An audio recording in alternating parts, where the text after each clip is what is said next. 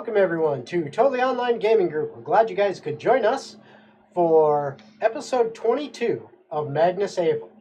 Yay! Before we begin, as always, we need to give a shout out to our sponsors. So, Critical Hit Gaming Supplies, they're an awesome, locally owned here in Central Florida, family owned business. They go to all the big conventions. In fact, we were just at MegaCon about a week and a half, 2 weeks ago, whatever it was. Going to be going to Dragon Con, to SuperCon, and to Gen Con this year, and possibly New York Comic Con. So check them out there, look for their booth, and when you do, come by and say hi, because I'll be there, and I'll be willing to shake hands, say hi, talk to you about games, anything like that. Kiss babies. Kiss babies, all that stuff. But we hope to see you there. Also, just so you know, if you go to their online shop, www.criticalhitgamingsupplies.com, and you see something that you really, really like, make sure to use discount code TOGG15. That's TOGG15, and you'll get 15% off your purchase.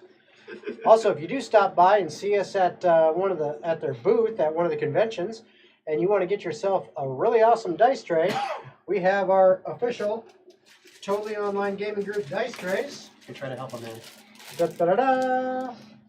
Okay, we have them in 5 different colors, and we will be selling those at those conventions, so you guys can grab yours right there. Also, next sponsor, FanRoll. Check them out. They got some really awesome stuff, and if you use the link that is in our description of the live stream, that'll take you right to their site, and anything that you purchase, because you used our link, will help support the channel, and we'd really appreciate that. And last but not least, SideQuest Cards and Games, your best online website for buying all your gaming needs. For example, should you need a really cool dragon tome right here to contain all your gaming journal needs. very cool. We have very cool new journals available in red, blue, and green dragon varieties. We also have an affiliate code with Totally Online Gaming Group. It is TOGG, T-O-G-G, for 10% off. We also ship free anywhere in the United States. Should you need dice, dice trays, dice bags, any of your gaming varieties and needs, come check us out. It would be awesome. Also, this weekend, the 14th and 15th, or 15th, 16th, Saturday, Sunday, whatever this weekend is, 15th, 16th, we will be at Bold City Con in Jacksonville. Come say hi. All right. Any other announcements? No? I didn't level up like I was supposed to. Andrew and I also just finished Nerd Culture is Dead Season 2, Episode 2, filming it today with our review of the Dungeons & Dragons movie. I'm sure all of you have already seen it anyway, but please feel free to check out the reviews. We have some nice interesting thoughts and maybe some things that you didn't notice in the film that we did. All right. And I think that's it. So without further ado, we bring you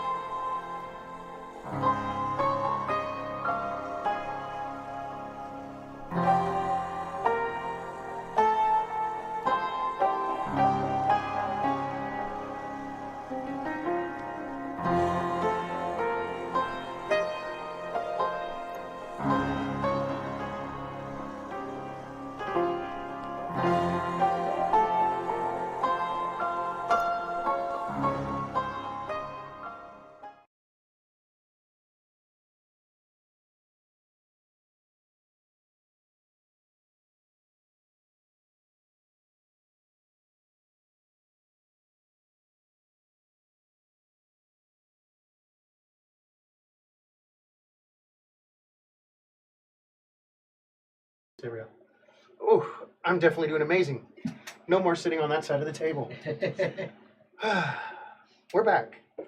And I'm trying to plug in something that I just knocked out. Hoorah, hoorah. Anyway, welcome to Magnus Aevum, episode 12. 22. There we go. Shit, we're back on 12. We just 10 Yes. episodes Back in in the time. past. It's Woo! like necrotic, right? what? We've gone Radiant back damage in is like necrotic time. damage. It's one of those. Okay.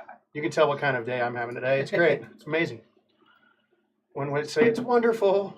There we go. I said it again. Ah, yes, it's wonderful. It's been 10 episodes. I figured I'd go ahead and say it again. It's not been that long, Andrew. It has. Check the tapes. All right, bet. Done. And probably not. I know. I'm gonna lose something here. Alrighty, so welcome to Magnus Aevum. I am, of course, your humble storyteller who will boast the rest of the evening. And 5 years. Has it been that long? Apparently so. Yes. Apparently so, huh? In 5 years, much can change, much can change. Interestingly enough, a lot of people can change. A lot of lives might change. Since the incident on the sacred island involving our foursome here, You can't prove that. Our intrepid heroes. I hate that word. You're not intrepid. Nor heroes. Oh, I guess that's the correction that really needed to be fixed. So nonetheless, after the incident on the sacred island where a vicar unfortunately fell in the line of duty, whether it had anything to do with these four or not has absolutely nothing to do with the results. A corpse knight was slain in a potential real harm thwarted, except for the sacred island has sunk. Didn't need it. The tree is taken away well before that, the core of it slowly breaking and dying.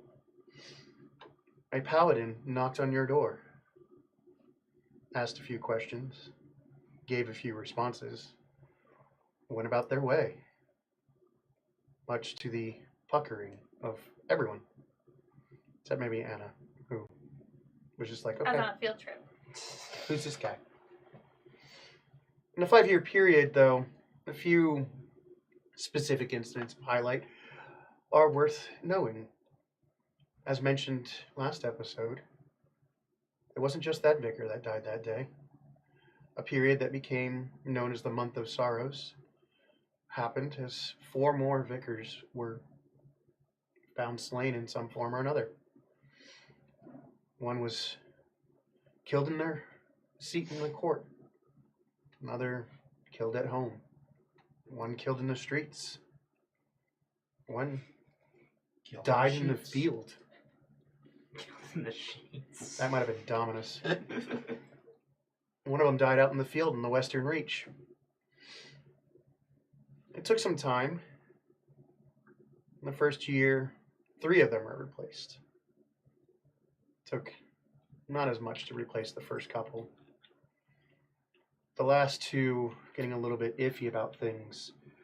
But the first 3 to replace was the Vicar of the People in the Ministry of Law under the Paladin of Law.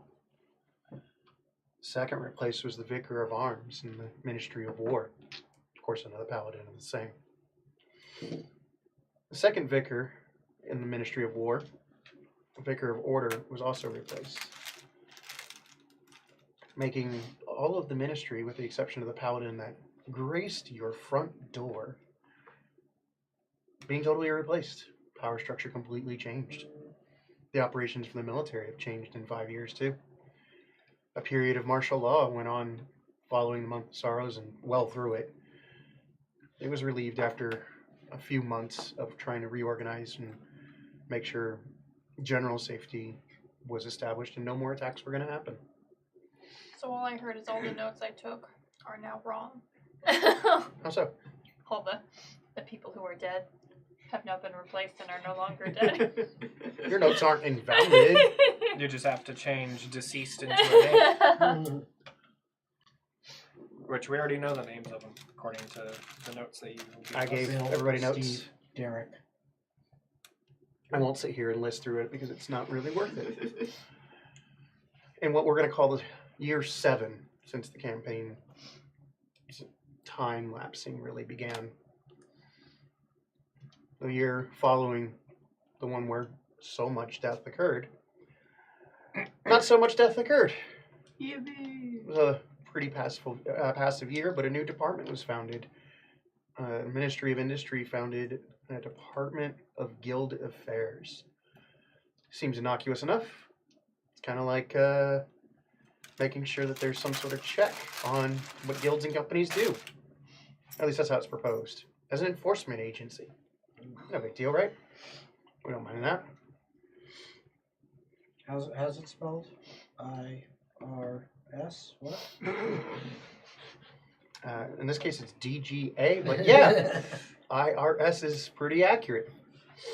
They're given a full authority by the Ministry of Law to investigate any sort of guild or company wrongdoings and make arrests, in addition to petition for any fines and levies that would be appropriate, including, and not limited to whatsoever, shutting a company or guild down completely against their charters that they'd filed with the Ministry of Law. But they were given that power. A small group of 12 individuals led by the Vicar of Guilds became the core membership. One of our members of our group's mother, a member of that original 12. Yeah. Anna's mother, Adela, is one of the original 12 founders. That basically makes her one of the first IRS agents in this world. I guess if you're going to live with a criminal, you might as well learn to manipulate the books. Speaking of which, she no longer lives with a criminal, as she moved out that year, too. Things between Lamel and her falling apart, as I understand it. Some things are public. Yep. Bad relationships are always public. It's the good ones they never hear about. Yeah, that's just how it tends to work. Wow, my brain went to something. Oh, never mind. The third year, not really anything big happened in the grand scheme of things. For you all, a few things may have happened. Anna's now been in school for a couple of years, learning way faster than anybody her age rightfully should. Wow. As she's on track to graduate from the Socio-Arcanum within 3 years, possibly less, and being the second youngest person ever. I'm sorry, second? You heard me. Who the fuck's this other bitch? The founder, Whatever. the paladin. Whatever. Catch They up. wrote the book, they cheated. Kind of how it works, right? Ever. You change the entire curriculum when somebody does that. Yeah. And you tend to give them a little bit of a position, right? Also, in this year, the Manhattan Company completely changed its legal name, sort of, to M Corp. Not that that really makes a huge difference. And the official CEO announcement for Adrit occurred. Yippee. At the end of that year, he left. He didn't leave the company, he just left the capital on a research mission. In year 9, Shit hit the fan. I'll let Lamel tell the world Spicy. what the news said. Oh, jeez, I gotta read. I didn't think about We're gonna make it too Zach much. do it. You see this? We're putting Zach on the... Yep. Yeah, now I have to read. You do not. You don't have to tell anybody everything. Yeah, but I forgot most of it. I was reading it like 30 minutes ago. You know whose fault that is? Mine. Yeah, I know. And I'm now making you must suffer. And now, like a good DM, I'm making it your problem. Alrighty then. So, That's a lot of words. I know I get. There's more. Year 9 is a page and a half in his There's notes. more. We had a lot of discussion. Oh my gosh, where is it?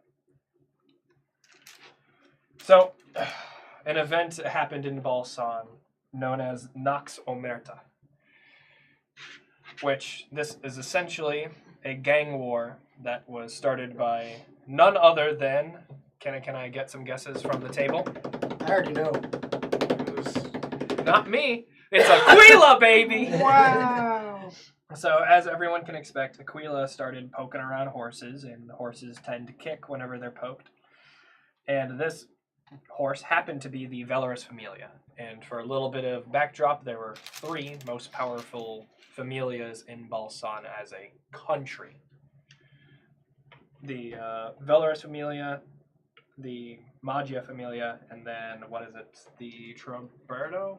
Treboni. There's Treboni, Velatus, and Valerius. Valerius. The Magia is the council. Magia is the council that governs them. Magia, otherwise known as a Sicilian way of saying mafia. Baloney, Sort of.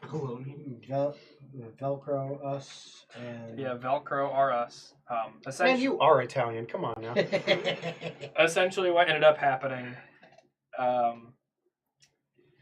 Aquila started poking the horses.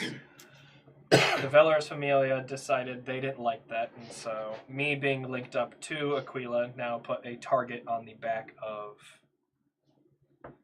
the Continental Familia. I live with mom now. no. No. No, you don't. Damn. And so what ends up happening is majorly the Valorous Familia gets assassinated into oblivion, and there's no one really to run that familia anymore. Flemeth died in the line of duty as he was assassinated in broad daylight. And I just started to get to know the fucker. Goddamn. And you left before it happened, so you didn't get to know I any didn't even know character. he died. And so... Oh, there's so much to read here. You don't have to tell everybody everything. That's the whole point. I feel kind of bad for him, too. He was all like, hey, Lamel, this is a stupid fucking idea. And Lamel's like, yeah, I know. That's why I'm leaving. And then he dies. And the other important thing that comes out of this, besides there only now being 2 in the main power struggle for supremacy in Balsan, is that Lilia Vegas Moot, one of my second in commands in the Continental Familia, is now the Curio of it. Okay. You know she's got the hots for you, right? What? Otherwise, there's a shitload of lore here that I would have to read about people being assassinated and people don't need not to. being assassinated, No. and I Well, don't have 30 don't- minutes. Those 3, yeah, that was me. What? Those first 3, yeah, that was me. No, they specifically say someone did it. But anyways, Yeah, that's what they'd like you to think. anyways, with me having read this for all of one time 30 minutes ago, I did a terrible job, but that's fine. You did fine. Throughout all this, it actually ended up testing this new Department of Guild Affairs. They made a little over 100 arrests in a matter of 5 months that this gang war occurred. Surprisingly, with no fatalities save 1. The guy that sparked this entire thing, the actual guy that sparked this thing by killing Flemeth in a public sector during a religious ceremony before a funeral, on the steps of a temple, was killed on the steps of a courthouse by getting shot by a random person in the crowd. Huh. Nods to Stairs anybody are that understands dangerous. that irony. Mm. Stairs are dangerous. Stairs are dangerous. Yeah, there's a lot of them in the capital too. They go up and down everywhere. How it happens when you want to climb a mountain and you want to make it harder on everybody. It went from a nice little steep ramp to steepled ramp. I don't have an issue with stairs. So It's you're you. saying it's not handicap accessible. I mean, Need to correct that. We need to fix that. you can. You have a structural engineer as a character. Yeah. Feel free. Interestingly, the research expedition that Albrecht left on at the end of the previous year is actually announced in this year that the king had authorized it, and it is state funded to essentially explore the northern reach of the northern territories that were gained from the war that happened by the time we start 60 years ago. It's been a lot of unrest in those territories, and Adred's sent there. Yippee. Mostly for scientific research purposes, but not everybody in that expedition is there for that purpose. There's diplomats and some other things. And barring the large sweep of all of this, we enter year 10, the start of the year where King Albert steps down, bequeathing the crown as is appropriate to the next in line. Though he didn't technically, well, he wasn't supposed to ever have it at all. He does, and he hands it over with very little fanfare. Most of the public had already seen a lot of this coming for the last 2 years in a very public way. He'd been making nice with Astrol and Calum, who had been definitely not happy about it. And if I remember correctly, Astrol is the one that takes the crown. They move their people into the government, and we begin on the 8th month of that year, on the 13th day. Adrit, already now up in the north, having been there for almost a year and a half, has established a relatively firm foothold, at least in the area he's at, which is not too far out of a relatively small city. It's a generous term, called Marfen. Marfen. It's Mayrfen.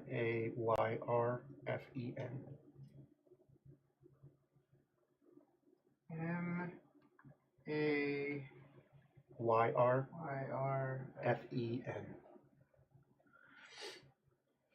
Thank you. Your entire expedition party consists of 38 individuals, including yourself. We'll get to that in a moment. Because there's a proclamation. A proclamation that's given as preparations among your group is being made to get out of Dodge. Go underground more than you already have, as there has been more active investigations into the incidents that happened now a year and a half ago.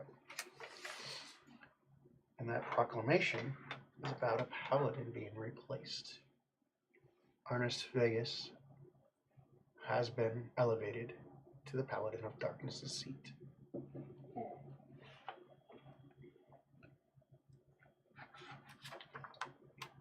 How they did it, nobody knows. Except Anna might. Yeah.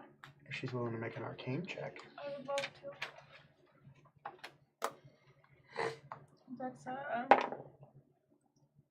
That's not a very high number. Yeah, well, scroll right. I'm trying. That's fine. 13. So, your studies and everything else distracted when the event occurred, giving you little warning or prep time to even think about it, despite your extreme interest in the tower.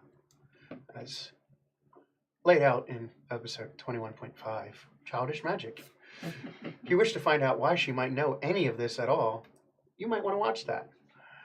Provided you haven't already, in which case, wink, wink, nudge, nudge. A small plate that you have acquired changes the visage on it. Instead of this robed figure picking a skull up out of a pile of bones, it is instead now, still with a field of swords and graves behind it, is not on a pile of bones, but it is instead raining, while it elevates a skull on in front of its face.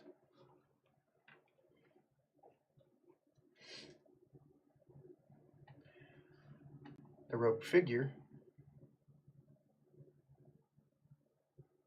was visible before, and now it is not.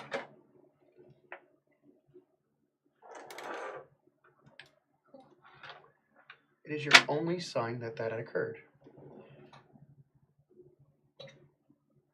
And the massive shock to your spiritual self that goes dormant for a week. And you lose your magic for that entire week. I'm not leaving the bed all week. You're going to have fun your magic final that week. It's also the first time you ever get sick. And it keeps Lamel at home, having never seen his daughter get a cold, let alone what she has. What the fuck? And it feels like it's worse than the flu. And then all her magic comes back and it's fine.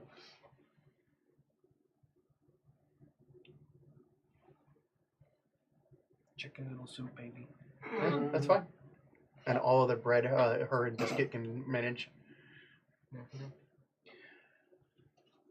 The other announcement occurs 1 week later.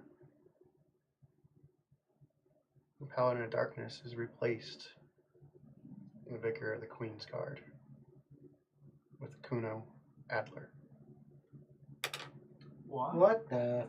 I like how you're smiling because I know you didn't know it either. He back, baby. Kuno is Alive Yeah, but you said he's and who back. now? And he's now a Vicar of the Queen's Queen's Guard. Guard. Which is this one. I'm the Paladin of Darkness. Yeah. That makes a lot of sense, though, Kuno. given what Lamel knows. It's Oh, pretty funny so- since the other one was a guard of the island, no less. To clarify which one Kuno was, that was the dude who went to the island with us? Yes. Okay. Mm-hmm. My old childhood buddy. Is now a vicar. Another vicar that you guys know pretty well visits. Oh. She visits? That's how we're going to start game. With a knock on your door, like I keep doing because you bought a house. While you're making all your careful preparations, kept your head down and everything else, you still get a... Every fucking time it's before breakfast. I swear to God. Alright. I've got it. Fine. Let me keep plating breakfast. Just bring him inside. Let him eat. Okay. I go to the door. Mhm. Have my rapier unsheathed behind my back. Okay. My echo behind the door. Okay. Open it about 8 inches. You see a relatively distinguished yet slightly hunched old man. Recognize? You do, since was king.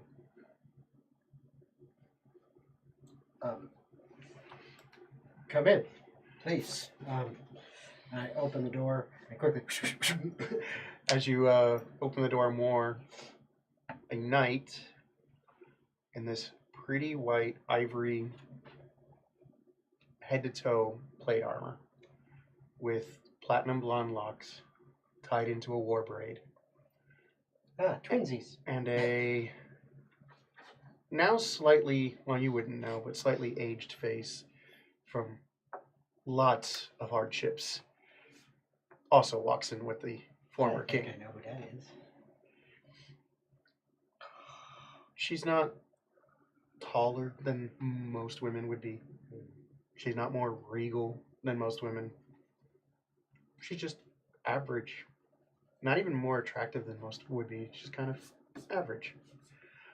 Surprisingly, a face that should disappear in a crowd, but scares the shit out of you just by being in their presence.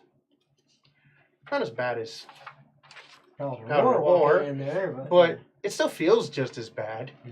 It's like that presence, that ever subtle threat of don't go too far. Just there. As this person enters the home, that ebbs into the home before their presence is seen at all. You said this is a vicar or a paladin? It is a woman in beautiful ivory colored armor. Full plate. Do I have my headache? You do not have a headache. It's Isa. Man, I wish Adela was still here. Oh. I continue plating breakfast and I bring out like serving dishes of food out into the main room. Lamel's gotten time to be better at cooking, so now it's edible. Oh, okay, cool. Only took him 5 years. Mm-hmm. Well, I mean, Out of necessity, yeah. yeah, well, I mean, she moved out and didn't have as much help anymore. Mm-hmm. I don't want to pay for a chef for the two of us. Now that I also don't have Adrit here. True.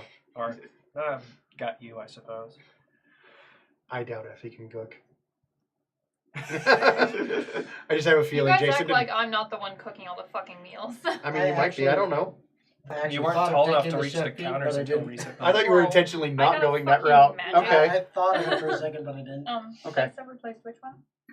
I don't know. Oh, okay.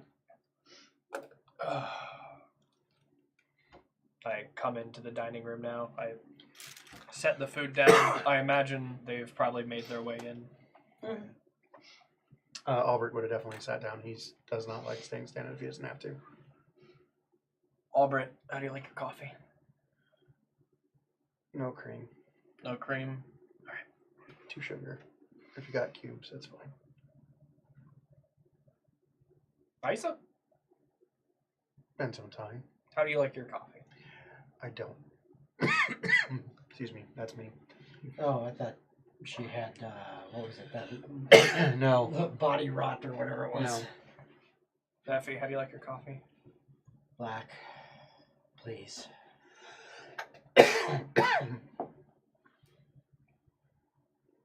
Pours 4 cups of coffee.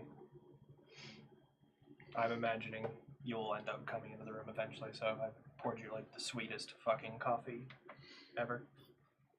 It's just like a bowl of beige. Look at It's that face. coffee in the sense that it has one tiny ground in it, and the rest is chocolate milk. Otherwise known as a bad mocha. Yeah. Okay. Chen shaking her head like Anna's never drinking that. Neither is Chen. I can try and be nice. Ugh. Without thinking, I just sit next to Isa and just kind of sink into the seat and kind of like continue waking up. What are you guys doing here? I am here. Excuse me, age. Because I need to join Adrit. Okay. She is here because I'm not allowed to travel unguarded. Paladin's orders. Okay. I take it you want company going up north since it's such a boring trip? As I said, unguarded. I believe you are already familiar with Isa. We've met. You may find 5 years, if not longer, very different. As she's not really paying any attention to anybody in the room so much as just kind of looking around like she's a sentinel in the room. She's just standing over by a window, making sure she's a shield that if anything went through it, hits her long before it can go at anything She in the room. sees my pretty drawing on the window to replace the island. Well, you're in the front room. Oh, my bad. It was a good try, though. I like it. That drawing's still there. Huh? Anytime he gets rid of it, I put it right back up. So. Well, I'm not opposed to heading up north. I was planning on leaving Balsan soon anyway. Oh, When do you plan on leaving? when I can get enough of a group together. Well, if you're looking for a security, I can muster up 12 or 13 pretty easily. Looks to Isa. She just nods and turns back out to the window.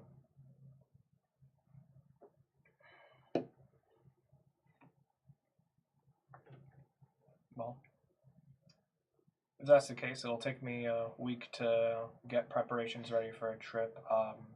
What's the time frame for the trip there?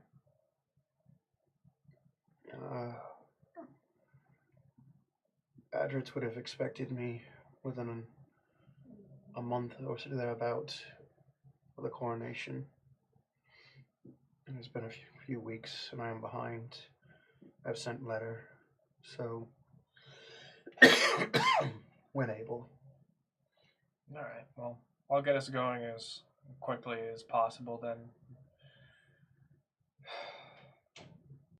I suppose just have a written proposal sent up so I can properly document it, but that shouldn't be a problem. Is this for the company? Would be yes. I will put forward the necessary paperwork.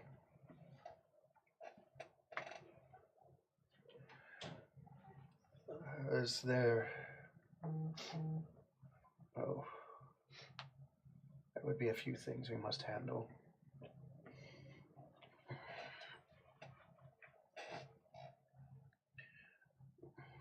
It takes a couple of different pieces of crumbled paper. You can tell he's like been writing notes on stuff, and they're haphazard scribbles. They're full pages, but they've been turned into balls and be shoved in his pocket. And you can tell the 10 years as king is slowly worn at him. I mean, he was an aged man to start with, but now it's like he's Now he's overloaded. old. It's not even his age anymore. Now it's just he's overloaded mentally in a bunch of different ways. And then age is compounded on it. He's officially old. Right, exactly. Before you thought the other old guy in the room that was older than him, he is now that older person in the room. He walks a little bit slower, needs some assistance, and he keeps notes of his daily life on sheets of paper because he needs to. Mostly reminders, hey, I need to do this. Also, as you look at a couple of glances, you can see that there's at least 3 languages in the notes. One, completely indecipherable. Another is like a guild script that you could decipher if you took the time, but there's no point. And then like the 5th ball of paper, he finally unfolds it enough, and it's a written request to the Ministry of Law, and it's not filled out at all. Do you have a pen? Yeah, let me go grab one. I head over to my office where I have one of those pieces of paper uncrumpled, as well as ink and well, and I bring it back. Okay. I guess that would look more formal, wouldn't it? Possibly. I am just going to sign it and put an allotment on here. I will need you to have it reviewed and filled out. That's fine. I can file it, get the proposal sent up, and I'd say roughly a week before we get going, I'd have to procure supplies and everything for the trip. So, shouldn't be too bad. Okay. He's allotted for requisite necessities 10 grand. Okay. So that's for the getting everybody there and keeping people alive and feeding everyone and all that.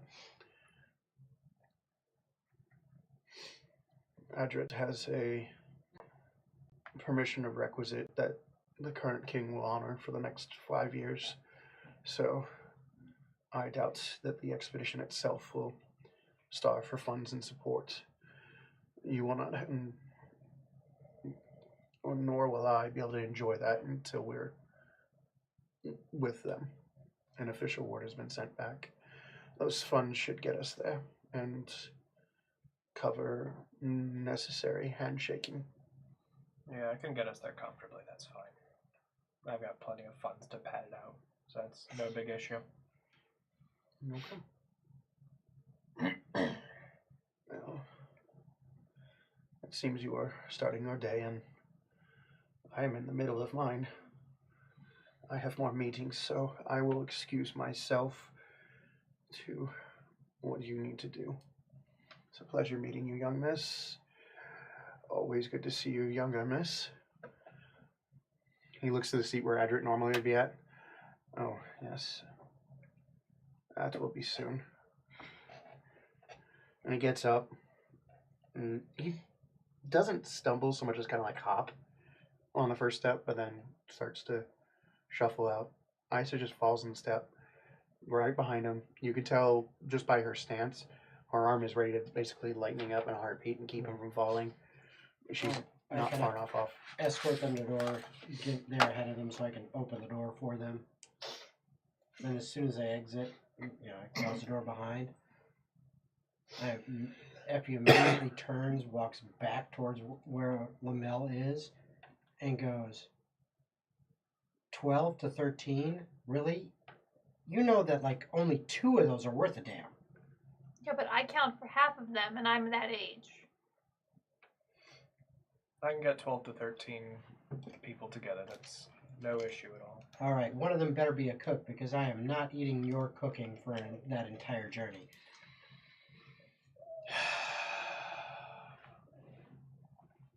Just like your father, you speak your mind without thinking. Oh no, I thought it through very well. And just like your father, you've got a mouth on you. But that's quite all right. The sentiment is received. I'll get us a cook.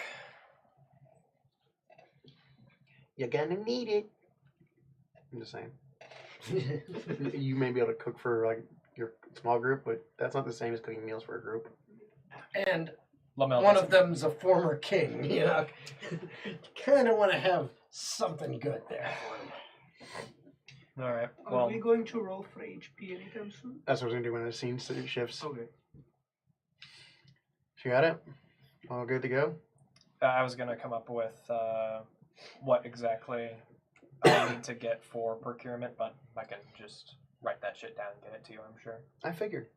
So, between episodes 21 and 22, a milestone was reached, and our party has leveled up. Everybody say hooray! Hooray! I want more enthusiasm. Hoop, hoop. Hooray! Really?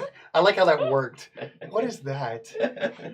So, in honor of getting a nice new level up, that means we have a tradition. Rolling your hit points. Does anyone know what my hit die is? It's a D8, No, or is it a D6? it's a D6. I don't know where it tells me. Yeah, she's a wizard. Yeah, You're- you're a spellcaster. Like It's that D6. That is a good number. That's not bad at all. How'd you do over there? I got an 8 Got an 8? That's out of 10? out of 10, yep. Oh, nice. That's 9 more HP. I ain't got to roll because it's. Yeah. So, out of our level up characters, you will notice that Jason's presenting himself as a different person. That is because Yeah. Dominus has been retired. So, Yeah, roll a 6. I would like you to tell the audience what you're willing to tell them where Dominus went. Yeah. So, Fuck yeah. for those of you that watched episode 21, you'll remember that as part of that, Dominus seemed very intent on a ring. And also that he came in stumbling drunk to Lamel's house. Made a little bit of a fool of himself, but his daughter showed up looking for him, Effie, who I am now playing. And he told her to watch out for his friends, to keep them safe. And she's taken that to heart. Dominus himself has gone on a mission now to find the former owner of that ring. Okay. No, but In you the rolled process of 17. that, No, Priya, I rolled who- a 6. Yeah. who, had 17 Dominus plus worked 6 is with, 23. also You is 37, separated, which but is we'll get to that 2 as for every level you more were, so episodes plus get 14. revealed and That's why you're at 37. Priya's whereabouts are more known. Normally you'd only be at 23 HP. So, for Effie's My hit case, she doesn't need to roll hit points Just as hear me out. you are starting My out. hit You did points take before I maximum at leveled first up level. were Yes, I did. 31. Okay, good. After I leveled up with 6. Sometimes that's forgot, so I want to make sure Nope, that's. I remember. So for everybody I that's hear at you. home want to kind of figure out my general rules, my general rule for this is standard array build. First level is max HP, then they kind of have to roll out the What was rest. it, 31. That's not really a big 2 deal. seconds ago. We started at Which is 3rd what I level, don't get. right? You guys started at third level, so Yep. you, I think it was maxed all the way through, wasn't it? It was max for the first 3. First 3, Yeah. So everybody's starting slightly higher, so we didn't have to go through the grind that is level 1s through 3 and have them Should be at chase rats in the 39, sewer for which is what fun. I don't Yeah. understand. Bro, I don't care. I don't know what your health was beforehand. I, I told you. Sorry. I don't know what your shit is. I My don't know what's health going on over here. was at 31. I rolled a 6, which means 37 plus my con bonus, which is plus 2. So I should be at 39. Yes. For whatever fucking reason, the options are 42 or 37. No, that was just me being angry and putting in a number because you were making a big deal of Well, it. well, Wait, what? When my- she had 17 rolled hit points to begin with, But I plus don't- 14 from con, then added the 6 to it. all I know is 'cause I you rolled had- 6, but I should be getting 8. Yeah, because well, it's a 17 6 plus my 14 con. is 31. Add 6. That would be 37. So it went from 31 to 37, which is only adding 6. You not already 8, had which is your what I don't Constitution bonus added Confused. because But you were why? already level 7. Yes. We just Okay. didn't add The your hit system points. adds- Oh. Yes. I'm like, what's going on here? Okay. If you- Okay. if you were 37. 31 Make it 37 then. You're right. Okay. I know I'm right. Sorry, I didn't know it already added in the bonus. Yes. That's As soon the as, Yes, part. because as you were soon as already you, That was the level. part that confused me. as I soon was as like, you say how level do? up, it adds the con and then. Yeah, Alright. it does it. Okay. So, it's yeah. because I'm. I rolled a 6, by the way. So You did rolled I. a That 6. was my thing too. Sorry. Okay. Yeah, of Continue. course, yours is 6 out of 6, so there you Yeah, go. I was impressed. There you go. That's max the health. highest I'm gonna roll all fucking day. That's 4 levels of max health. Barely. Damn. For me? Yeah. Your no, first for, 3. No. Oh. Your first okay. 3 are I was max. like, you know how shitty I rolled the past couple levels? I'm not arguing that. You and Logan both rolled great. Yeah. You rolled mid, or did you roll? Actually, you rolled I've high rolled too. pretty good. I'm at 57 out of a possible like 70, I think. That's not bad. I'm at 68. Oh, there you go. 58 right 37. Yeah, so you're actually higher in the curve too. I am You got 68 right now? squishy. Damn. Yeah. He's probably only like 5 or 6 off cap. Mm.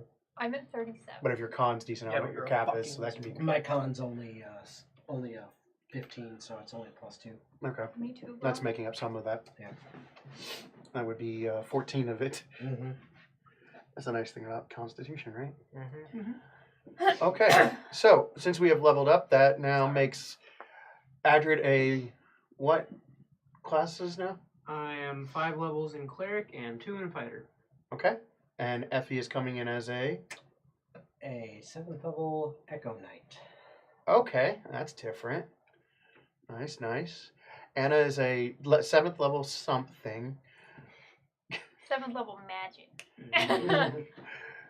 Yeah, she's slightly homebrewed. Apologize, to everybody there. She is a. An enchantment wizard. She's technically an enchantment wizard, but there is a fudging in that for homebrew purposes. We're gonna not name what that is until way later. That's part of your secrets. And Lamel is. A 7th level monk. I punch things. He punches things and shoots things. Yeah. It's very magical. Sometimes stab without things. the magic. Okay. I sometimes slap them too, or kick them, or headbutt them. Whatever fancies at the Or time. you can run up, Pelvic kick thrust. someone in the head twice, and I mean, only if you're as you Adam flip off after behind them, bam, bam. And right to a different reference. That's a different One Wing Angel. Dun, dun, dun. Sorry, those are wrestling references. I apologize, unless you're a wrestling fan out in the audience. The first one was an Adam Cole reference. The second one was a Kenny Omega reference. None I of don't these know. words mean anything to me. I know, but Zach understands me. I do. That's all that matters. All right, so now that we have characters ironed out, let's head to the north. I know. In the north.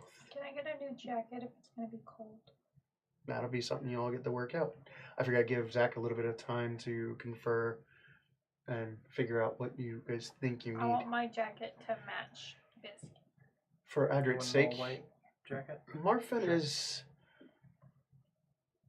is technically 2 things. I think I'm right Most on this cities, one. most towns are built Can I upon have the paper? commodities in which they can survive on, or the Can I have a resources pen in which they or a can pencil? gather for survival purposes. Thanks. I don't know what that is. There's just Marfen a- is a fairly old city, but has never really grown much. It's been around for just Like shy of those are- 200 years, Player notes or something. and its crystal mine is its biggest point of interest.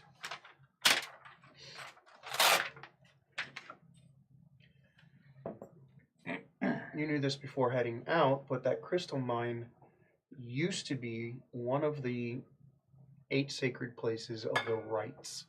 WRIGHT. 2 of them. They were brothers. Phoenix? So, All of you. crystal Mines used to be one of 8 sacred rites. It's one of the sacred sites, yeah. Sacred sites of the rites with a W. Okie dokie.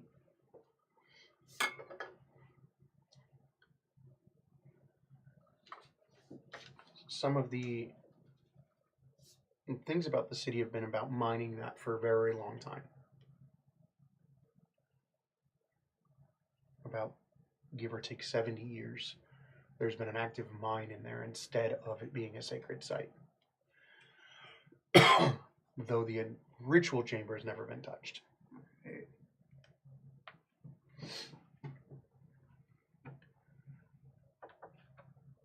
While Sun mines the place because the crystals are used as both resonance and amplifying devices in all of their artificing.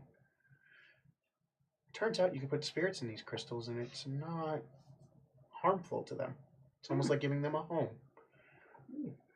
You learned this, while Sun has not. They just think it's easier. Yeah, fair enough. Turns out the spirits just like it more than just going, hey, get in a box. Hey, go inside this round thing. Hey, go and like arc across the next 30 feet in front of me.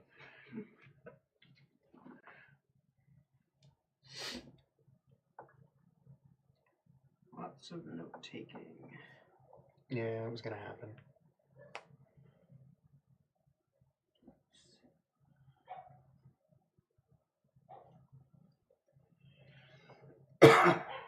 All right. The second thing that Marfin is that it's the breadbasket of the north. It has the largest fertile farmland, but it can only be harvested at most 4 months out of the year. That includes from planting to fully harvesting, which is a very rough cycle. It does do root vegetables for a couple more months, but not on the scale that would feed a city.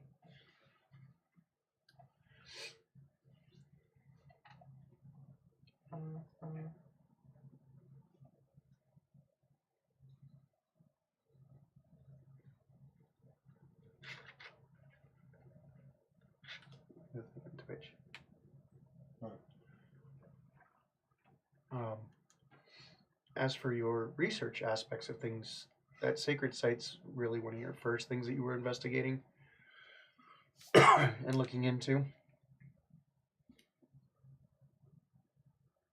And it took months before they even let you in it. Damn. All the people of Marfin view themselves as free people.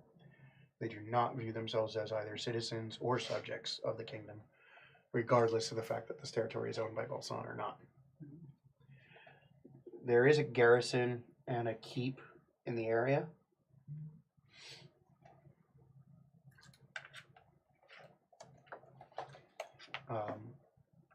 But because you're not there for military purposes, you're not going to really stay at the keep.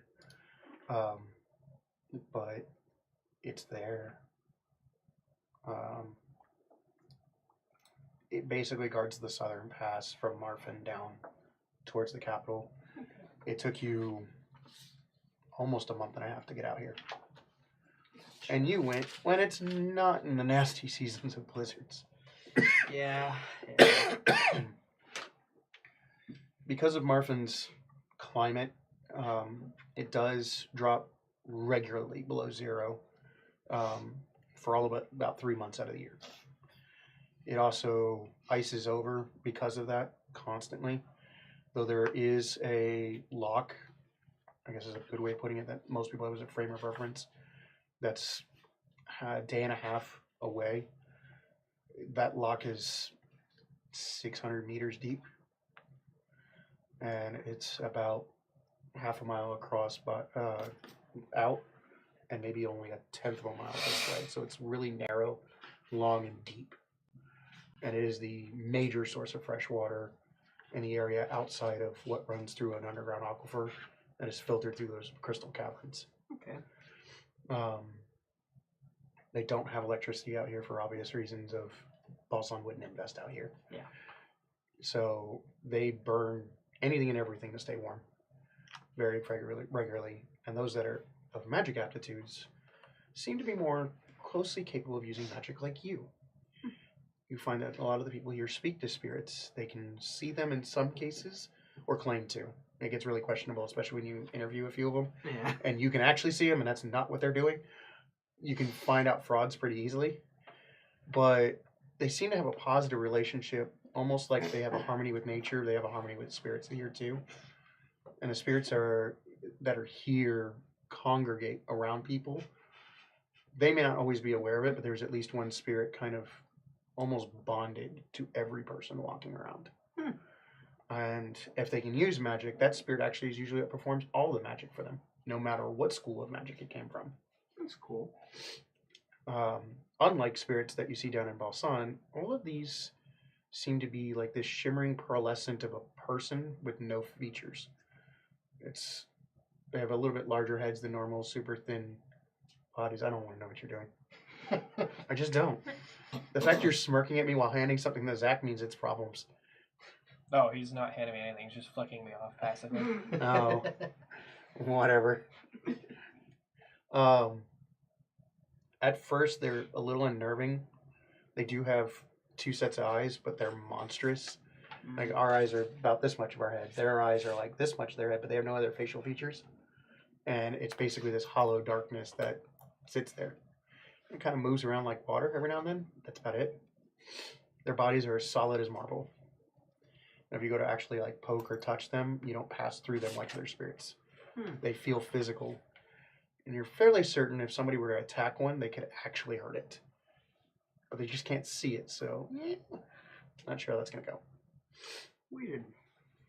The other spirits and stuff that you're used to seeing are out here, but wink in and out of existence all the time. Yeah. But these, you always see them. Okay. Past I'm that- curious if there's anything that I found out that kind of points to a why for those kind of spirits. They tend to appear the first night a baby is born, and they kind of just they almost feel like they wink into existence like a lot of the spirits do, and they just don't ever go away. You haven't had a chance to witness one yet. You've been told multiple times. A shaman that will actually explain to you that the gift of the rites is one of those things where a portion of their spirit is given to every child born under their protection. Okay. Interesting. So it's always been explained as a manifestation of their power, even though you've not heard that anybody called a rite, and all historical documents suggest they were people. So there's that. Is this the list? I don't want to see this list. A cart for that person. I thought so.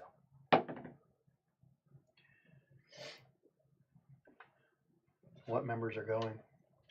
Well, that's kind of up in the air. Really, anyone who wants to go. I'm not gonna tell them no at this point. That we're trying to flee the capital.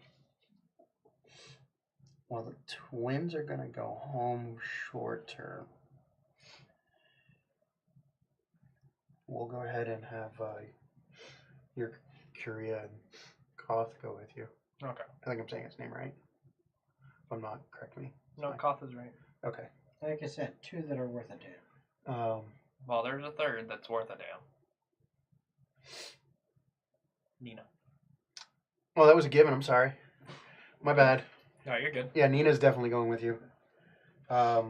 You probably end up with at least 6, if not 10 more, just familiar members that have been picked up over the time that are going to go with you to get the heck out of Dodge. Yeah, and then I need to hire a chef. Possibly a healer. I wouldn't hire a healer specifically. And you need to hire a chef, huh? Do you want it just to be one of the members you're familiar, or you want it to be an actual professional? I want it to be somebody who can cook meals that would impress me. So anyone off the street? Dang. Get fucked. You really break your old man down, don't you? Every day. All school's done for Oh you to my make your wit gosh. sharper. Yeah, like an actual chef, like someone who could take anything I give him in the woods and turn it into edible food, and tell me, no, that's poisonous. Don't put that in the stew. Nina tells you she can find somebody that will be professional enough to do the job, and not a noble's kitchener.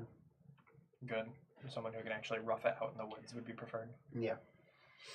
The person she finds is going to cost 5 gold a day, but they'll do their own hunting for as well. Oh, all right, that's more than worth it at that point. So you will have one of the members as a hunter will also be your cook. Okay. That also means they're a tracker too, if that matters. Probably. At some point, I'm sure it will. We haven't seen a ranger in this world yet. Yeah, I know, right? I wonder where that came from. Anyway, carts, no problem. I assume you want them to be weatherproofed. If it's gonna be cold as fuck, that's why I'm specifically saying like I need cold gear. So yeah, Mm-hmm. Okay. I know it's gonna be expensive, and I don't mind digging into the personal fund to fund this trip if I have to. So, if you're doing one for Albert, are you doing it specifically just for him? It's specifically him and those who I feel would be trusted to be in the former king's care. So like me, Anna, my Curio. Okay. So you're gonna let 2 20-something-year-olds guard him and a teenager.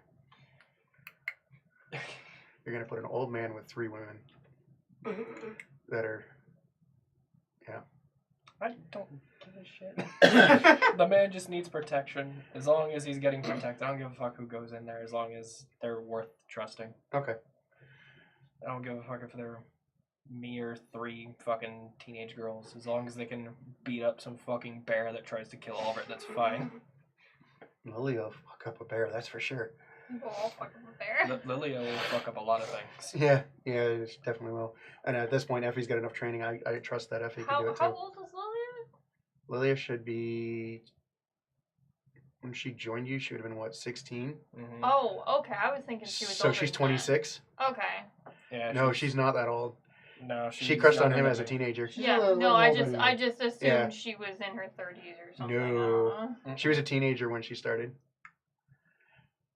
You picked her up because she was a strategist and a bit of a ferocious fighter. Yeah, she's fucking smart. I need smart. Now she's added another moniker probably to that. We'll see what the rest of the audience thinks. Okay, so we're looking at a cold weather proofed rugged cart wagon at this point. Mm-hmm. That's going to be drafted by 4 horses. You're looking at about 600 per horse and 1,200 for the cart. Okay. It'd be the same case for getting 2 more carts. You can slightly lower the cart cost to 600 straight and 2 horses for the other carts, and then just turn them into like sleeper carts that people can get out and walk every now and then. Other ones they can ride. So So it's 2 a other mix. carts, 4 horses total for that. So yeah, you're already at 7,200. Mm-hmm. Oh, this is gonna be expensive. I know. Yeah. Because I'm also having to buy equipment for you guys. Well, you're basically buying the equivalent of Clydesdale horses too, Mhm. because you're going up mountains through snow and field work Mm-hmm. that are not blazed, You got my new jacket, right? I got your new jacket. and then you're Well- weatherproofing them all. Since you purchased my handy dandy cloak, I still have my money, so I can use that to buy my own supplies and stuff like that. Sure. I can. That way to help cover costs. Okay. I think that sounds about reasonable for the horses, right? You guys think for For Sure. top of the line horses, sure. well, I mean, for essentially what are going to amount to. Well, they're basically giant horses. I mean, Clydesdales are massive. Yeah. They're not draft horses either. These are war horses. So they're used to pulling heavy weights and not getting labored. So I think 600 sounds about right. I I know think that. they're a little cheaper by the DMG, but it's based on whatever Yeah, your I'm just- economy is. Yeah, well, that's the thing I'm thinking of is because you're gonna have to get the Ministry of War to give them up, Yeah. and you need to get them to give up 8 plus the supply cart. I think a Ministry For of your War former would be king. doing that if they were requesting the king be protected on a trip north. Which is why they're going to be like, all right, fine, we'll sell them to you, but Mhm. we're going to make sure we can get new ones. Mhm. Your supply cart does not necessarily need to be pulled by those kind of horses. You could probably easily buy 100 GP draft horses and not care, unless you want to spend the extra money and make sure that they're I wouldn't want them falling behind. okay. I want the caravan tight, so Alright, I'll so- buy the nice horses for that too. Do you want a couple of questions for supplies? You can do 2 options to get a wagon for the supplies. You can buy 3 regular, covered, throw hides on it kind of cart, and just let stuff bounce around like normal in it. Or you could buy 2 luck wagons, which essentially are hutched out, and everything is inside, essentially a moving wood home. I'd rather do that. That way, if we ever have any harsh weather, anyone can take shelter in it if they absolutely need to. So those carts will be 500 apiece, but if you're going to buy the other horses, you're going to need Sorry. 1 horse per to pull those. So we're at 9,400. 1 horse each. You going with you said you want to go with the more expensive, so still 600 per. Yeah. Okay.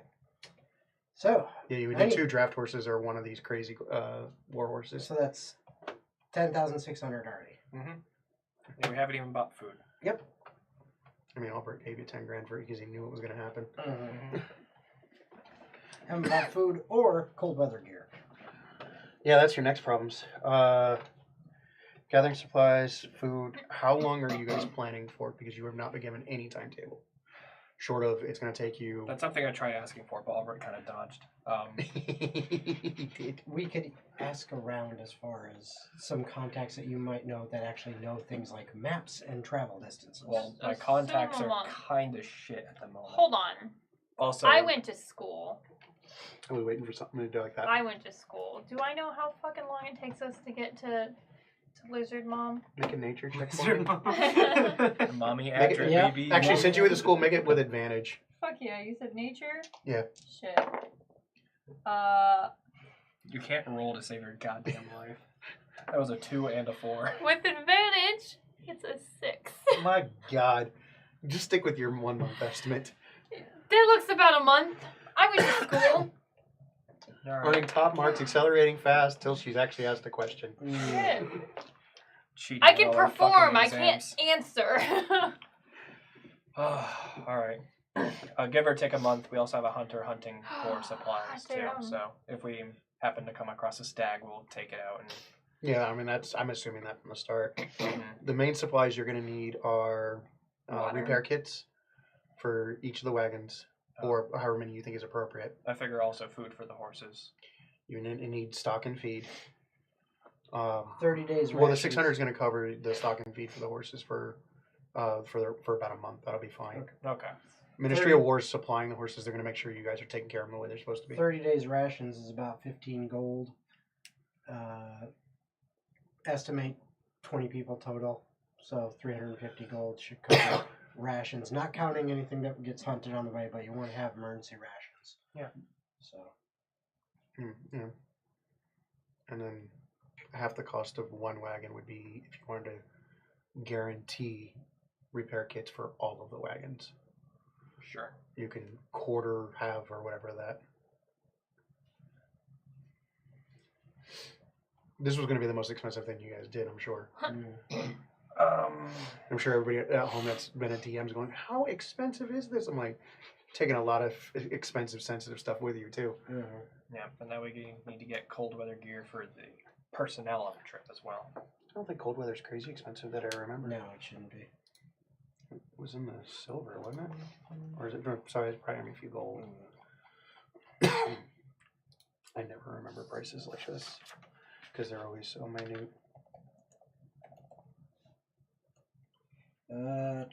Cold weather clothing, 10 gold 10. for a set, so 200 per 10 people. As long as it remains dry, with this stuff. As long as it remains dry, where will automatically succeed any saving throws against extreme cold. In other words, if you run into a blizzard, extreme cold, if it kicks in with the blizzard, they are not dry. For anyone that's not been in snow before. If you want, make it 300. That way we have some spare sets in case damage or whatever. We'll also need firewood. Just basically. Does that dry things automatically? Yeah. Yeah, it will. That's the main fucking thing I Yes, use it's- that for. I'll dry it. Just not in the middle of the blizzard. It won't. Well, no, but I mean, after. Or you hunker down with the blizzard pass. And, Then you. yeah. Some kindling and dry wood so we can start fires if necessary without having to. Your cost for your cook will cover that. Oh, I can start a fire. I believe you said something to that effect about 4-ish hours ago. Anything else on that list that's going to be crazy expensive? I know I want to ask for a cure light wand. Not necessary, but I figured. I It might as would well. help. I'm also going to be spending a couple hundred gold on booze, so morale can stay high. That's smart. Oh my god, that's You hilarious. stay warm too. No, it does the opposite of that. It just makes you feel warm, Yeah. and as you slowly die. Yeah, Yep. well, On the bright side, if anybody starts dying, I can getting them drunk will make it easier. I can handle some minor cuts and scrapes once a day. I cannot. Just throw it on there anyway. You have tents on here. What do you mean? Do you need like canopy things or just like pop tents? Pop tents. That way we can put up those up to block wind if need be. That's all standard costs. No, I figure it's not much, but it's shit we'll need to bring and should be accounted for. All in told, I'm gonna estimate 15K for everything. Based on Standard where we are. 2-person tent is 2 GP. Didn't think it was worth that. Even Yeah, I was like, it's like nothing. But yeah, just all the basic supplies you think we need, medical supplies in case we need it, shit like that. But the tier family advantage, the traditional thing, all their houses are meant to be broken down and taken with. We were nomadic warlords at first, so Which requires you carrying timber. Probably means buying another cart, to be honest. it was probably strung up on the side of the carts. You could do that. But Your entire house has been broken down and is now my fucking mansion on the Yeah. back of a cart just stacked like a mile high. Yeah. None of you are that strong of magic. Not even close. But I think that covers it. I don't have anything else that I really need. Okay, I will hand this back to you. You worry about your expenses. Make sure you do your accounting. I can has wand or no? Which one? The The cure cure light. light. Didn't we cover that last time? He got one. Oh, well then I guess I don't need one if we have one. I mean, Wait, there is one in the party that's Okay, that that was already. what I was Oh, going that's- for. I didn't that's realize right, we had because Dominus sent some stuff to Evan. Mhm. If we have one, I'm not Here's- getting one. 1,500 towards the expenses. Cowboy says, Thanks, keep Bob. loading up that wagon. You're going to need oxes and not horses to pull it. Oh, you're getting on that Oregon Trail. Yeah. Know who's dying of dysentery today? Not me. I got No, alcohol, thank so I'm you. fine. I have to Don't look you at- love logistics? Now I have to Oh, look at boy. Dominus's sheet because I gotta go and see. I'm 'cause he just had some gonna- stuff he gave to Effie. Round up and say 15K for everything, like he said, and I think that's Okay. fine. So- and it leaves me wiggle room in case I need to accidentally bullshit. Say I bought something. I don't know if I'm going to allow that after the end of this episode. We'll see how bad it is. So 5K is coming out of your personal wealth then? Yeah, 5K out of my personal wealth, Well, I gave you 1,500. and I'm adding 1,500 from Effie. I'm also making sure that some of the alcohol I'm bringing is from I accidentally. From your actual supply?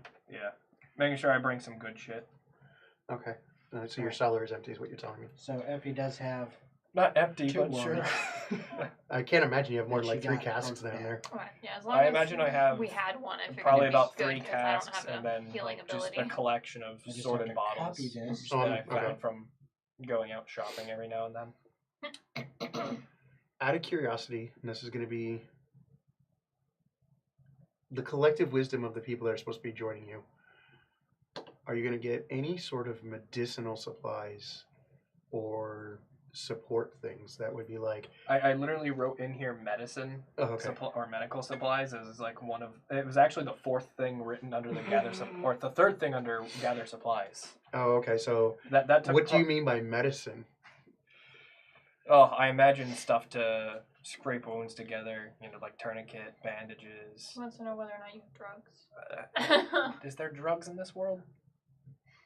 Yeah, of course, there's powder compounds and stuff like that. There's shrooms right outside the house. I imagine we have. It's like apothecaries have been around for hundreds of years. I imagine we have the basic supplies, painkillers, kind of like thing to stop swelling, stuff like that. Okay, I was just wondering if you're delving more into like having a box of magical. Yeah, no, support, I too. thought about that. I even had supplies for requisition for Adrit here, spare room for added goods and heating included, on my list of things I needed. Okay. So I asked Adrit also here on this one. Art supplies. I'm bringing art supplies. So I figured you're just raiding your own room for that. Mm-hmm. I asked Adrit here, when you left for your expedition, knowing it was going to be that cold, how did you personally prepare? First, I cried a little bit. And I made sure to bring a lot of clothes that I could wear alongside my armor. So, like any kind of coats that I could slip under the armor or over top the armor. Hold on. Lots Mommy Adra wears clothes. Always wear sadness. Just assumed you were a naked lizard all the time. That was this one. What? He was the naked one. A lot of weighted, heavy blankets and stuff like that. Lots of warmth to them. And any kind of. Well, I do have my staff, so I can always campfire. I'm curious, since you were not warm-blooded. I'm not warm-blooded. Did you bring a heated rock? Do you bring anything to heat all of this stuff you're bringing with you? Yes, I'm not knowledgeable on what that might be, but I.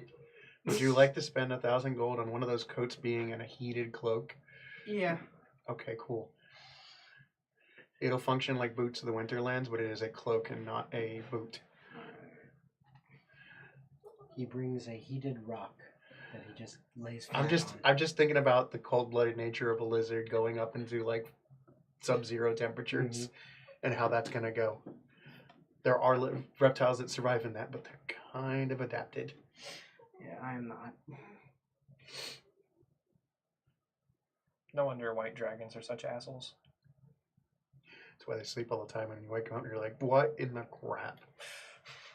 And I only breathe snow because anytime they go to breathe fire, nothing comes out but the fluid that starts it. Wait, you say that these function like boots of the Winterlands, right? Correct. Does It's a that cloak include instead. the resistance to cold damage? Yep. Ooh. Nice. I am fine with that.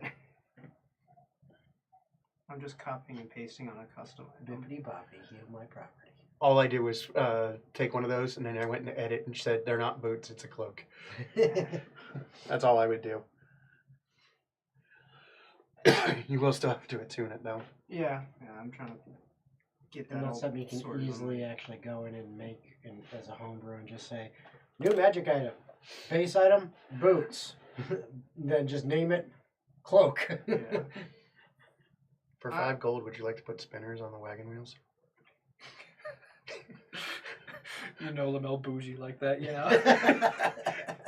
Cowboy asked about it. Rim spinners for the wagons. You need to roll with swag. There you My go. man's got it. There you go. Oh man, can I have him painted chrome too? Sure. There we go. Because I don't Yeah. care. I just want him to fucking reflect off the snow and blind anyone looking at our wagon. Oh my god. As a reminder, I don't know if Andrew's doing this in his campaign, but we're doing an Adavar, and Andrew may do it. For any of those who wish to super chat things, as long as it is not something we cannot actually do, well, we'll do it. And those channel points, though they may have specific people's names on it, or it might just say DM advantage or player advantage, those are valid here too. Like the DM advantage that I gave earlier. Yeah, it's still sitting on that, aren't I? I Yeah. didn't mean to, but I did. Jason, Remember whose- when I gave whose you like team are you 3 on? player advantage? Yeah. That was sad. Yeah. I've spent Geno points on trying to help gold out a couple of times. All I know is advantage clearly doesn't help me because I still only rolled a 6. That's why I would never give it to you. 'Cause Yeah. I mean, as a DM, I will. It's not worth it, But as a guys. viewer, it's Yeah. just, it's not worth it for me. It means nothing. I mean, if we just want to watch you cry twice about it. Twice the tears, You yes. can do that now for free.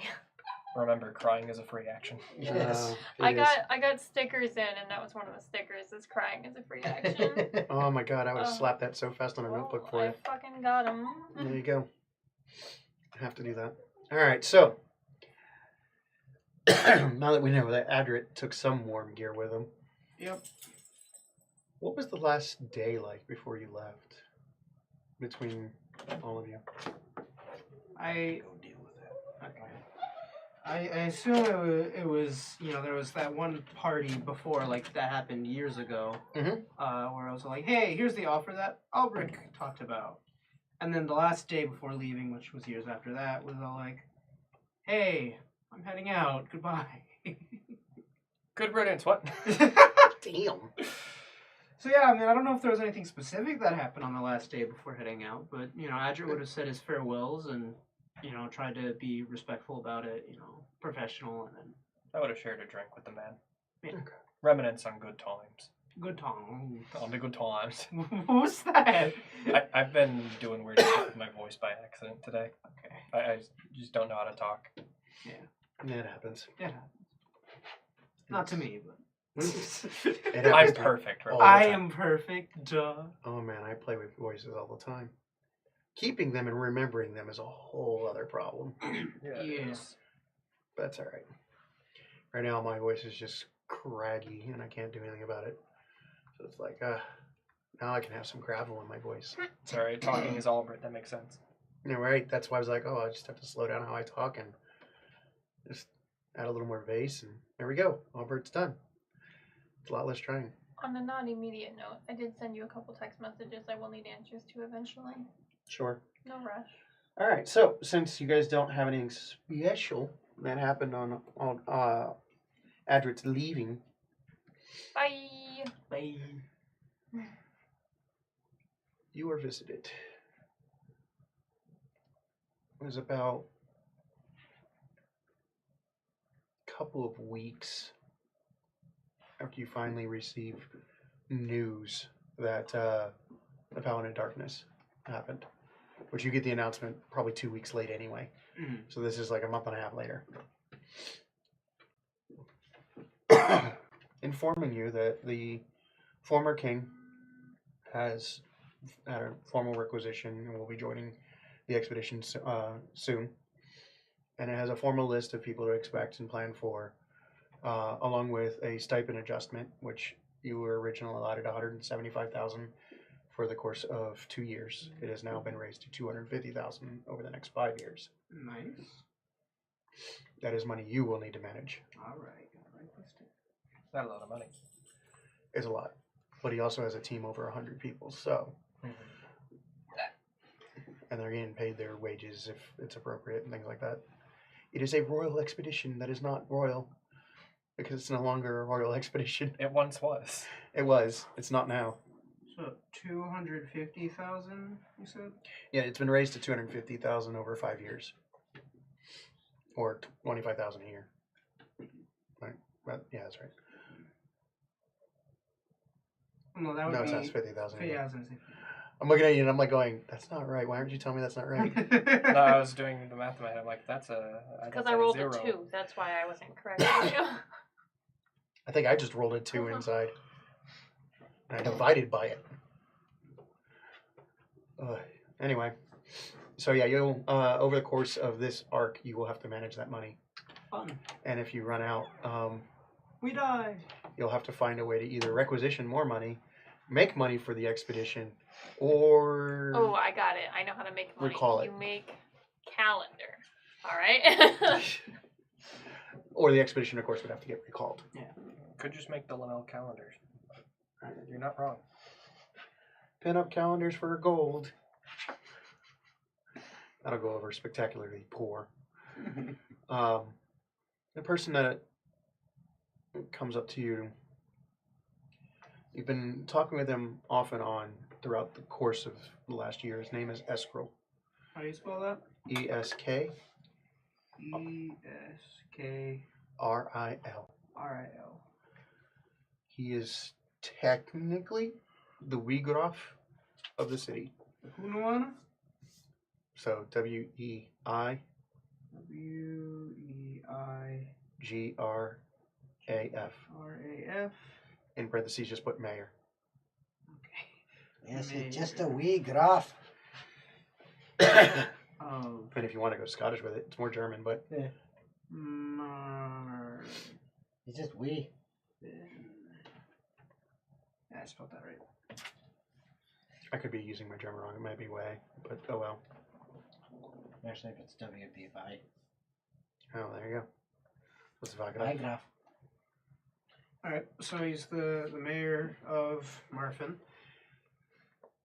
He's heard something disturbing through his own information network that your people might need to know about. Mhm. And that's how we're going to start this whole new arc. Oh boy. Have we not already started the past hour and a half? This has been planning, This has No, been I like know. the setup. I yeah. know. the setups. I'm aware. I was doing a funny. Adrit, Yes, pleasure that's meeting you again. pleasure. I am here on important news that may or may not be relevant to. That's going to be relevant. Let me just hand it to you. And you rolled up scroll. Whoop. It is a wanted poster for a God. one Leah Bell. Wanted poster for, how do you spell that? LIA, LIA separate word, BEL. BEL. Kind of like Tinkerbell. Sure. All magical and whatnot. Mm-hmm. That's always the best, right? What importance is this wanted poster specifically? So, taking a look at the poster, it's. Balsan has never been this accurate. Ever. It's always kind of like sketched. Maybe have a really good artist. This seems more like a Harry Potter thing of a living photograph. It is a mostly pitch black hair, straight middle part, frames down a very ashen white face. Blue eyes that shine almost like the reflection of water from moonlight.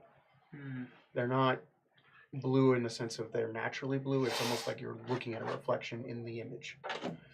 Her armor that she kind of has that you see isn't really so much protective, so much as an ornamental thing. You see a piece that covers her neck that just kind of seems to be there, whereas you can see a few white scarfing pieces that keep the metal from chafing, and then a purple cloak that is pinned by a second piece and a half pauldron. The face occasionally animates, goes from looking like completely stone at you to just and back rather consistently. But the color is fully there, but the scene behind it is like this moving smoke. How curious. Is this a big threat recently? I would argue that if she is seen, not to end up in a fight with her. She's the leader of the Corpse Knights. The reason I give this to you is some of my informants showed that she had re-entered the Northern Territories and has left Balsan proper. That is bad news. Considering she finds Insula, the city in the north of here, the old capital, as her capital. Yeah, would agree. Well, if we are to She's a very see stubborn her, dog. if we are to see her but to not engage with her, what would you propose? Don't promise anything. She has, for a very long time, had the voice of the rights, even long after death. And their moniker isn't ill-earned. She's been more than once referred to the Speaker of Lost Souls. And if she hears a promise, your soul will be bound to it, if she wants it to be. Her fellow knight might be even more of a problem to some of your people if you have anybody of importance in your troop, though I've not seen anyone that I would call that. It's worth knowing that she's been spotted, and she makes her rounds occasionally. I've seen her twice myself. She never asks for much. She gets supplies and leaves. And if anything is history being a marker, that's all that will happen. A second individual we may want to be cautious of is Phrygia. How was that spelled? Fregia. Why not? I do not, unfortunately, have a poster of her image, as in she constantly is changing it. She dyes her hair, she cuts it.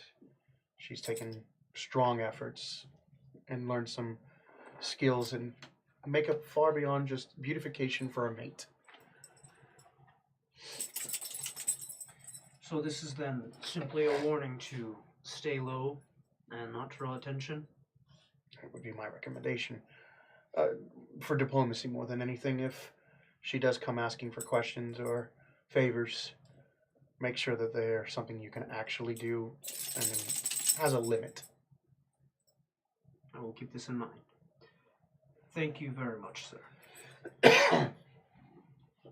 Is there anything you would ask of me? Things in Marfen have been rough for the last few decades. Myself, now growing on enough years, you've seen him multiple times, his what used to be this dirty blondes of brown hair. It wasn't fully one or the other. Mhm. He had a relatively youthful appearance, despite the fact you already knew he was middle-aged when you met him. His job has clearly been weighing on him. He's starting to show some grays in the sides, grays in the very...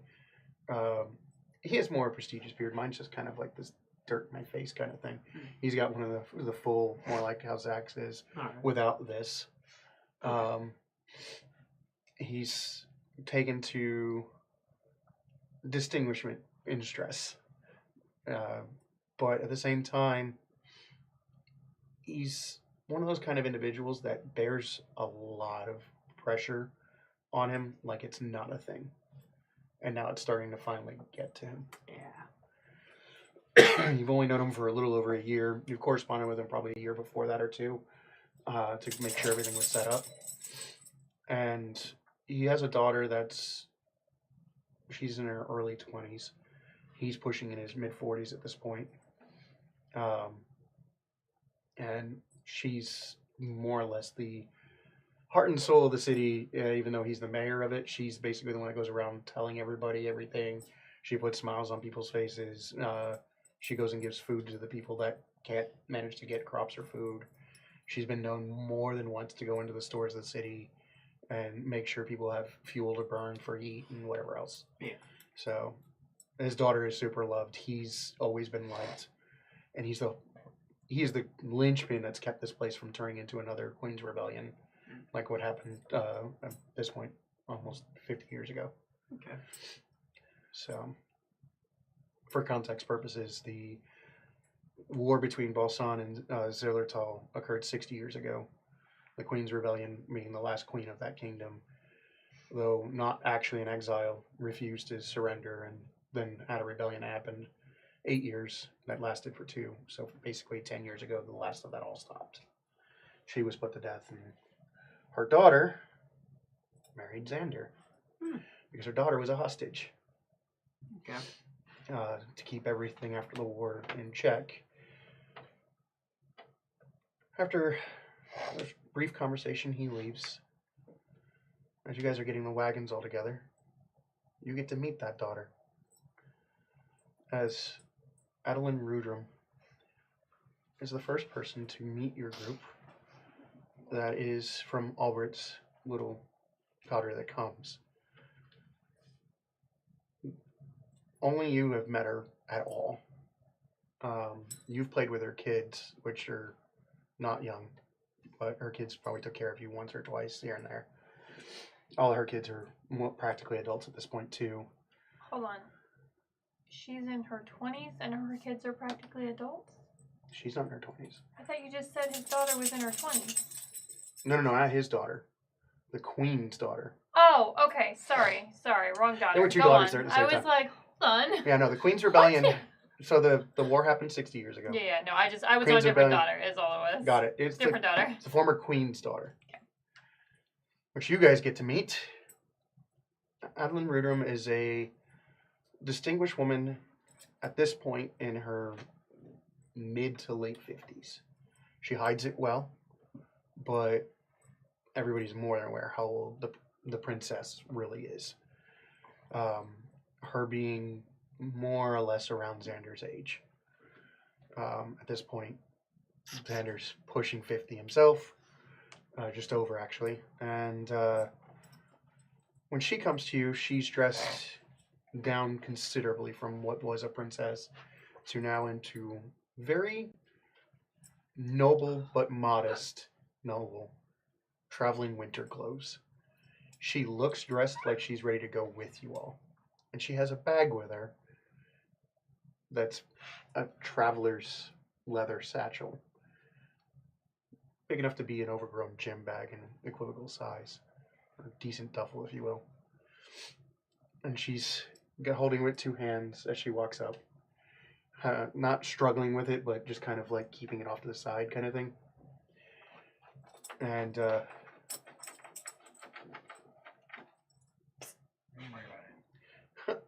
okay.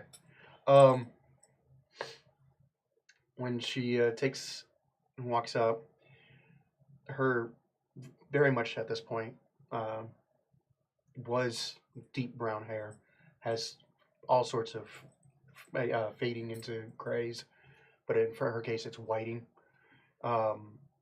It's voluminous, but falls like in this wave of crown, half parted. Her necklace is the only thing that shows of her status. She's wearing gold, but it's like one of those stupid, huge plate link looking things that nobles would wear to let you know their station, and it usually has a gem here. There's no gem, but it's still there. Probably one of the few things that she keeps that wasn't the crowns to start with. She has gloves on her hands that are well done for travel purposes.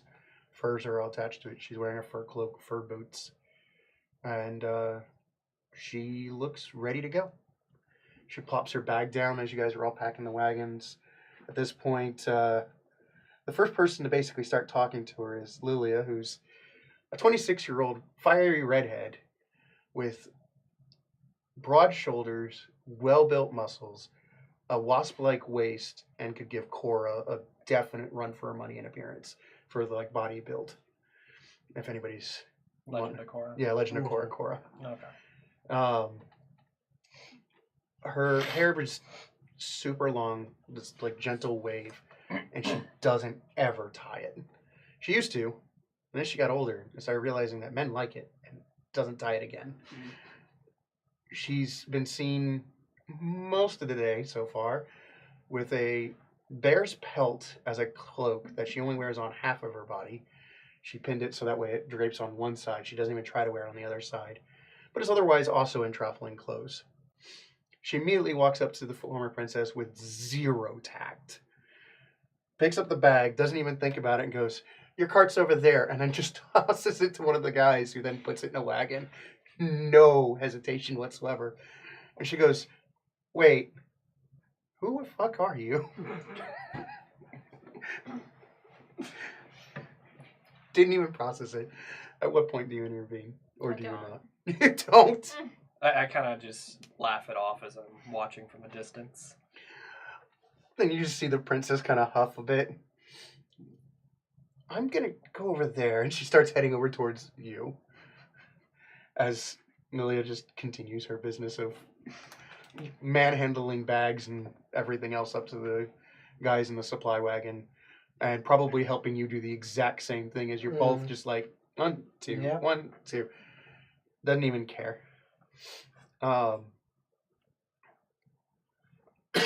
Not too far behind her. And enough that they would have been traveling together to start with. He probably just stopped at the gate to think maybe once or twice before he went in. This is all in that roundabout in front of your estate. Mm-hmm. All these wagons are sitting here. People are like, what the fuck are they doing? Kind of thing. And you're going to have to go down like the load carts out the side and everything's going to be great. Is Xander dressed very much like his wife as far as prepared, but way more sensibly. He's not dressed in a way that somebody should recognize him at all. The wife was the last one you described. Yes. As he's walking up, he has like the dockman cap Mm-hmm. that's always been attributed as like the Irish worker cap. Mm-hmm. He's basically wearing the equivocal thereof. He has a gentleman's mantle and cloak, but it looks very rustic, like he's a traveling merchant more than he is actually any sort of statesman or important person. It's well made, and it's definitely somebody that would have some money, but it doesn't scream, rob me. It doesn't scream, I have anything you really want. And it doesn't scream, I have any status worth taking. He's dressed down to the point where you swear his boots are scuffed, his belt is worn, and his pants have dirt on them. And he doesn't seem like he gives a damn. His beard at this point is probably instead of a 5 o'clock shadow, is like a 3-week he didn't shave. And as he walks up, he's got a pretty big grin on his face and no bag. And just stops for a minute. And then walks over to Lamel. Really treating this like it's a vacation there, Xander, aren't you? You have no idea how happy I am to get out of this city. Oh, you and me both. Got any plans up north or anything? Or are you just wanting to get away for a bit? We both have plans. Alright. I shouldn't have even asked. Your sister will meet us in a couple of weeks. Oh, she's coming too? I didn't hear about that. She left. Oh. She'll meet us in the first town. Supposedly. He reaches in the coat, pulls out a letter. According to the letter I received anyway, it's postmarked a week and a half ago. I don't think she'll wait that long, but we'll see. We just got a letter.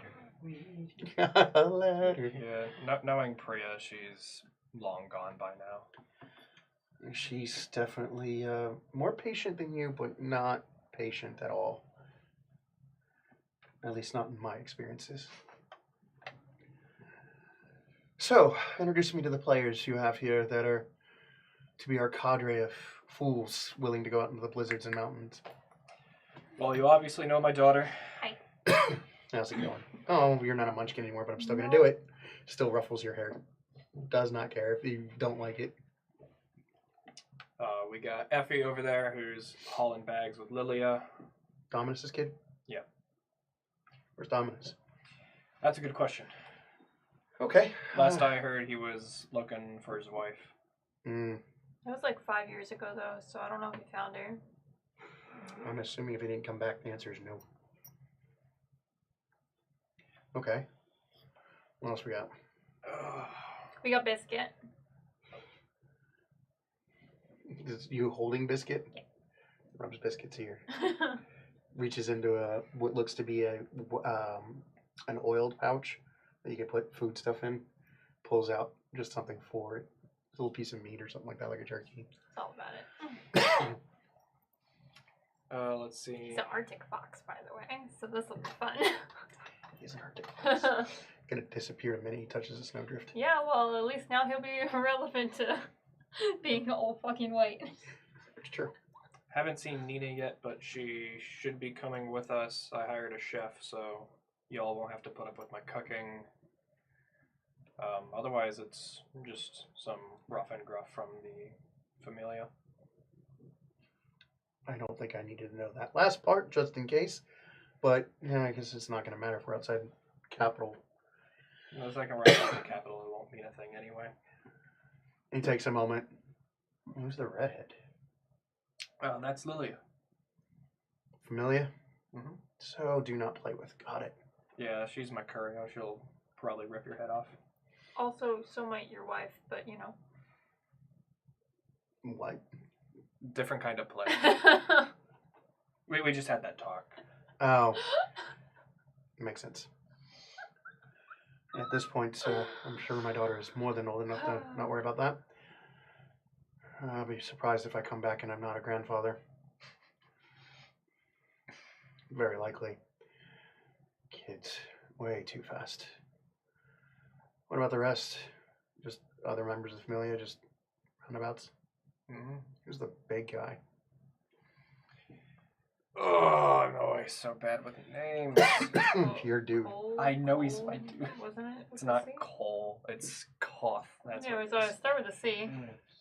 Stone Cold. Sounds like cough, but gotta grab the balls first. No, it's Koth. That's what his name is. Turn and cough.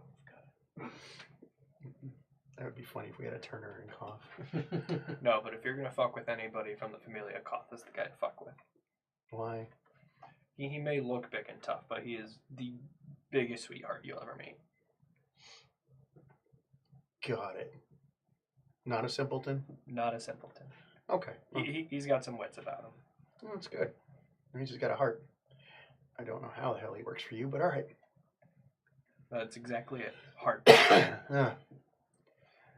So, we are waiting on your cook. Cook. I haven't seen Albrecht yet. Or just a few players and we'll be on the road. Actually, looks off in the distance. I think that's Albrecht. Yep, and that is the giant white armored pain in my ass. Oh, she's a pain in your ass now? She's a pain in everyone's ass. She was a pain in my ass before she was ever important. Great. Another person you have history with. As if on cue, obviously. Albert and Isa show up. That whole wave of don't fuck around, you will find out, goes from her presence. Which all the Familia, with the exception of Ka, all respond the exact same way of. And then kind of like, almost like they make themselves smaller. Even Lilia is affected a little bit. Where it's like, I just don't want to be noticed. I don't want to be noticed. Don't look over here. But it still happens anyway. This isn't illegal. Exactly. We actually bought this shit. Please don't come and kill me. I'm too young for that. He's the only one that doesn't seem like it influences him. And he's the one working with the horses. When you see the horses, I'm curious how any of you respond. You might have seen them before when you served longer, but these things are monsters. I mean, That's why he's working with the horses. He's the only one who can actually reach their heads. I mean, there's that. But I don't know if anybody's been around Clydesdales and how big they really are. Yeah, Huge. they're Clydesdales are fucking monsters. huge, yeah. Just fucking veins like this thick. Yeah. Mm-hmm. We're not talking hands anymore. We're talking feet. Wait, what? That's not how this works. But I'm just curious how the response to big ass horses is. It's not my first time. Not your first time? Okay. When was your first time? Oh, I We imagine don't I want to had hear the story. plenty the of first time. Shut up. Plenty of time over the years. I hate you. Okay. How about Lamel's response to giant horses? Damn, that fuck's big. Okay. Lamel kind of just wants to write it and see like how fun it is to have this monster throw you around, kind of. You wanted to get it to turn into a bucking bronco? Pretty much. I think it'd be fun to see how much I could try and stay on. Only because you're a monk might it be possible. I don't know. I've seen them like. You can Stampede? tame and ride Clydesdales. Yeah, and I Okay. don't think I've ever seen one do like bucking bronco No, things like they that. don't. Oh use them yeah. for that. And I don't think that, like, I don't even think I've seen an example They're of not those really. kind of horses Yeah, doing they're that. not. They're more likely to stampede and just maul you, Yeah, they're or back kick you into they're oblivion. not that kind of horse. They don't really play that way. Yeah, I didn't think so. I've got time for that. She's gonna be like, I'm gonna run over here, and I'm gonna sudden stop, and all my giant weight and momentum is gonna be like, you go that way, Mm-hmm. get off me. But anyway, okay. Well, since it seems like we've got everything all hitched up, and the former king has arrived, Lilia, of course, officially turns his charge over to you. When she does this, it is so alien. She basically walks up to you. She goes, "Changing of the guard."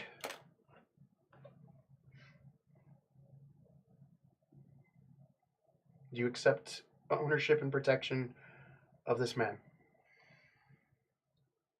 Yes. Good. Is yours? This was Lilia? No, Or Isa. Isa. Oh, I thought you You said it said was Lilia. Lilia. Yeah, my bad, Isa. I was not- like, what the fuck is happening Isa. right now? Stupid names. Isa, the vicar, comes up.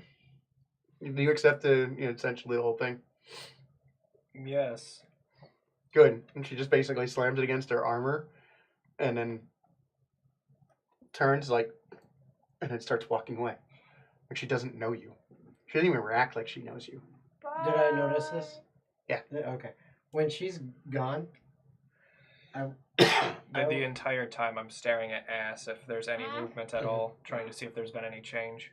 She's in armor and a cloak. Best of luck. I walk up to Lamel and I go, "Do you accept charge of this drink?" I do! 19 on perception to look at Ass. It has a shiny metal backing. Buttocks. It is no more or less shapely than a piece of armor normally is. I'd hate to watch her go and not watch her leave. You look like you could need it. And on that note, we're going to take a break because now everything has been set up. All right, so where is the mouse? There's the mouse. We're going to take a short break. Before we go ahead and go on that break, as Jason mentioned earlier, feel free to super chat us inside the YouTube. stuff. There we go. Thank you. Words. They lost. It failed me. It's going to happen off and on tonight, if it hasn't already. And we we will respond to those probably in a funny voice, in addition to, hey, you could influence the game. I'm that chaotic and a little crazy tonight. I might do it. That might's probably a yes.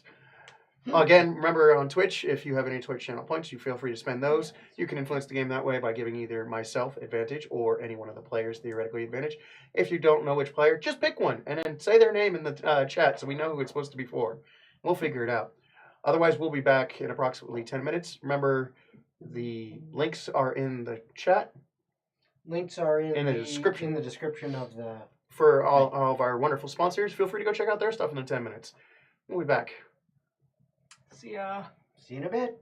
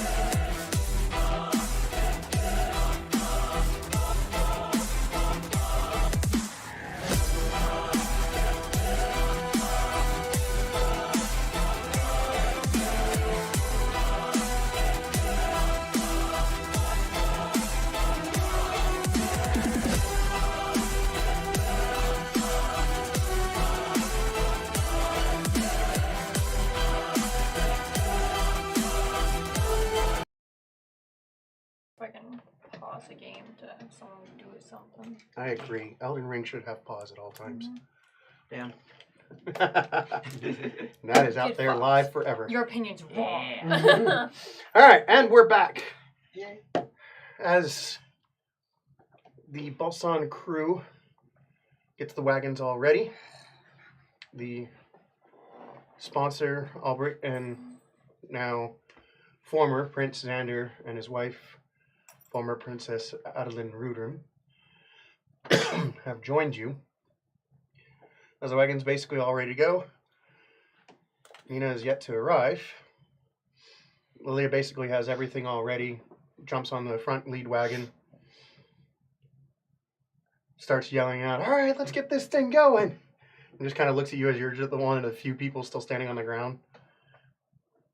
Effie jumps up into the seat next to Lilia. Of course you do. Well, you're gonna have to fight for it because I'm stuck to her like glue. That's fine. It's more than wide enough. Okay.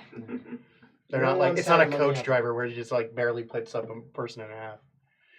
All right. Well, while you three fight for sitting out in the cold, I'm gonna get in the cabin. Well, you say cold. We're all in the middle of the fucking jungle right now. We're fine. The second it gets cold, I'm out. What jungle? is it? You're on a mountain. Oh, I'm Balsan's looking at supposed to the be jungle cold. in front of me. I assume Yeah. that's where we were. No, ignore that. That's just a default screen for you. Ah, No, we're at my That's not even a house. jungle. That's like a That's a single meadow. tree. Yeah. whatever. It's a freaking meadow. It's a jungle. Stop yelling. No. Shit, You you're gotta so loud. fix Jen and her I'm ideas. either super loud or not loud enough. Those That's are my true. only That's options. There's a single oak tree with some single flowers in a grassy field. It's a It is a fucking jungle. meadow. Yeah, it's a meadow. Jungle. Instantly to Jen. Got it. Anyway, so as the gates are basically opened up by probably one of the taking care of staff that you've got, maybe a few maids or something like that, you start riding the wagons down the and around the path that's really not built to have these huge wagons on, but there's no reasonable way to do any other way because you had to have all the goods delivered somewhere, and you can't go like delivered at the gate at like noon. It doesn't work. So you had it all delivered and brought, pieced together on your own property to make things nice and simple. Nina doesn't meet you right away. You are brought over to the lifts that when you go, the lake basically is this large piece that's here. And there's a little bit of a fall over here, but it's really relatively insignificant in the scenery. So the houses are built as a overgrown sea. It goes a little too far, right? Normally you would come up the stair system that's here or a lift system that comes up this way. You have to go all the way over to here, and what they essentially do, they put you in these giant crane lifts, one wagon at a time, and it takes forever to lower each wagon. Is about 30 minutes to lower it down and then bring the raft back up. It is so tedious. You bought a supply wagon, 2 for the Familia, 1 for Albrecht. Did I have that right? So one of the Familia ones has been co-opted by Xander and yourself and Adeline at this point. Generally, I would say so. Awesome. Otherwise, we're all hauled up in there with Albrecht. And then whatever else you guys need. Your chrome spinning pieces are really shields, but that's fine. They're attached to the actual wagons. They can be pulled back off and used as shields if you need to. But they look badass. Yeah. They're, Reflective chrome, silver. Mhm. they're, Yeah. they're powdered metal but been chromed. Somebody dipped them in silver is what probably really happened. Paid some fucker to polish them before we left. Just to be a dick as it goes through the city. Just go, what the heck is this? Snow isn't going to happen for a couple more months. But anyway, painstakingly, 2 hours later, you're in the central district with these wagons. The central district kind of hugs the whole outer side of the mountain. It's this huge thoroughfare in both directions. It's commercial districts and residential alike, kind of interspersed in different places. The main piece that comes down the center, what would have been where you were at, is usually the main commerce area where a lot of the other happenings would go on. You're way over here on the outside of things where you're dropped and then brought over to another one and 2 more hours and you're finally brought down into the low districts. Why didn't I just set this up in the fucking Coliseum? Which happens to be in the central district. No, I'm kidding. It's not. It's down in the low district. There's no way in hell they put it up there. When you're brought down to where it's at, you're basically in one of the industry market areas where merchants come in and out all the time. And this is a way that they can bring goods and services needed up. They are hella pissed that basically for an entire day, because you guys easily eat up 4 hours of the day, plus whatever prep time, you rented out the only service way to bring large goods anywhere but the low level area there, unless you want to walk it upstairs or through lift systems individually. It didn't cost you anything, and it should have. But the people that are sitting in that wagon with you and the other wagon kind of went, you will look the other way, and they kind of dealt with it. They probably paid some money. But nonetheless, there's going to be more than one guild pissed at you all for this. But nonetheless, It's fine. It's a day. that's a day of business that's totally screwed. It's a half day. Just pay some low-wage bitch to walk it up the stairs. It's fine. It's what laborers are for. Man, wagons of that size carry the equivocal 3 pallets of goods. Mm-hmm. That would be a nightmare to manually walk up thousands of stairs. That's why you need magic mans. Especially if they have to go to the clan level. Yeah. That would suck. But anyway, that aside, the idea is to give you an idea that there is only one good way to move large goods around in this city with the way it's done. There's plenty of small lifts to get people up and down, or stairwells that go up and down, things like that. Especially between the low and central, they're dotted all over the place. It makes up a quarter of the mountain. And so, I mean, every 10th of a mile, there's probably a large thoroughfare piece that can go through. But horses aren't allowed in the central district. So you can't take a pull cart up there. You have to take a hand cart, which conveniently used to be a cabbage cart was one of those pull carts. And I imagine one of the supply wagons that Adric took with him to the north involved cabbages. Yeah, probably. Yeah. All the food. He was put in charge of the food. All he bought was cabbage. Are you kidding? They made him. Zach gave him basically permission as Lamel to become in charge of that company. And I guarantee you he invested immediately into a cabbage farm. It was probably instantaneous. The most successful cabbage farm in the entire land. This is why I Well, make. I don't Owned know by if an it's- assassination guild. I don't know if it's called successful if he's the only customer. I mean, it's highly It's successful. successful to me, yeah. Yeah, that's My highly successful. cabbages. That farmer's still getting paid top dollar for the cabbages. I don't know. He might just end up doing what Cabbage Corp becomes in Korra, since we're gonna have a second Avatar reference. Oh my gosh. M Corp's gonna become Cabbage Corp, and then it's over. But anyway, when you finally get into the low district and into one of the market areas, and you start bringing the wagons towards the gates to go out, which isn't a major issue. Somebody basically looks over the first wagon's paperwork, and they're not going to stop you from leaving the city. They're just going to make sure you're not thieves. And given the high nature of everything going on, they just kind of look at the writ and be like, yeah, no, never mind, keep going. At the gate, tied back, war braid woman doesn't look like she's shied away from a fight in her life. In studded leather, some plate support, deep winter clothes, and a man that fugly is a good word for it. He's fugly. He's half bald. Age is unknown. He's got marked by pox probably at some point in his life. Has the look on his face of, yeah, I don't give a fuck. But he has the biggest smile in the world as he's just sitting there watching all the things going on, as he's just observing. He's like a child at the market watching everybody, but he just looks out of place. The smile doesn't even look right on his face that is partially wrinkled. Kind of like when you see, what's the dogs with the Bugs. wrinkly cheeks? No, I'm thinking Sharp of, face. yeah, when they have like the full wrinkle face and they smile, and it looks adorable, but also wrong. This is one of those moments where you look at this guy and be like, okay, I'm standing next to this woman. She's got a shield on her back, what looks to be a war axe tucked into it, a long knife in her on her belt. She looks like she's ready to go march for a raid or a war. He looks like he's ready to just basically disappear into the bush. He's got winter gear on. He's got a fur cloak. He's got a bow that is scary big. It's just a little bit taller than he is, so it's strapped so it sits high. And you see a belt quiver with no arrows in it at all.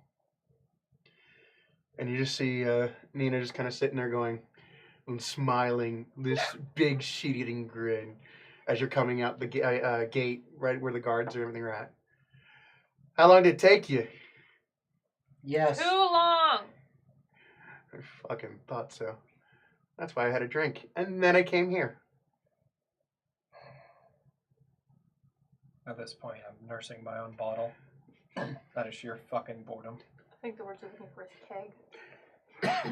No, I have the hard stuff. Aw. He's not even here to greet me. It's just basically it sees you. Sees you. Sees the Creo. Kind of laughs and goes, that bastard won't even drive his own wagon. All right, I'll hop up on one. And she just like one-handed like grabs a hold, pulls herself up. The other dude just like manhandles himself up. It's wrong. He doesn't like sling up with any expertise. He just climbs the thing like it's a tree. Got one hand on something, he feels like he's got it. Swings himself so the other hand grabs on and then kind of pushes off with his foot when it finds purchase on the bottom of the frame. And then throws himself up into one of the seats in one of the middle wagons with Nina. And he flumps down and everything. And he just kind of waiting for everything to happen. As he does, the dumbest thing in the world happens. You hear this clink, clank, clank, clank, as a pot and a ladle and a spoon fall onto the floor below. Gets knocked off because, of course, he was climbing it, not worrying about keeping his stuff. Looks at it stupidly. She punches him in the arm and then pushes him off. He falls down to the ground, comedically, but maybe not. Do I hear all this thudding? You hear it. She's watching it. She's watching it. Mage hand the ladle and stuff back on the wagon. The guy just goes to look for it, sees it floating away. Fancy that. And it gets on. Guy climbs back up on the wagon just as badly as he did the first time. Nina? Who's the creepy guy?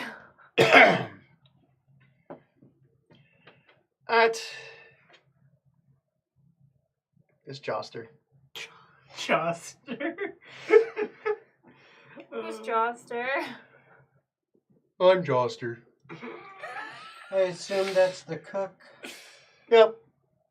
You couldn't have made a better character. This is it. This peak. This is the best. This is peak fiction right Peak here. fiction right here. I'm gonna step outside after hearing all this fucking commotion and feeling that we haven't moved in a while. Okay. What the fuck's going on? Oh, now you fucking come out. Oh, naturally, of course, we stop and it's when you show up. I waited down here for you. I wasn't stupid enough to go on limbs. You think you would have known better. I had to have it delivered somewhere.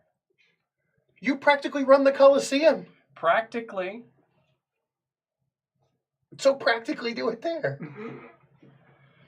There's reasons.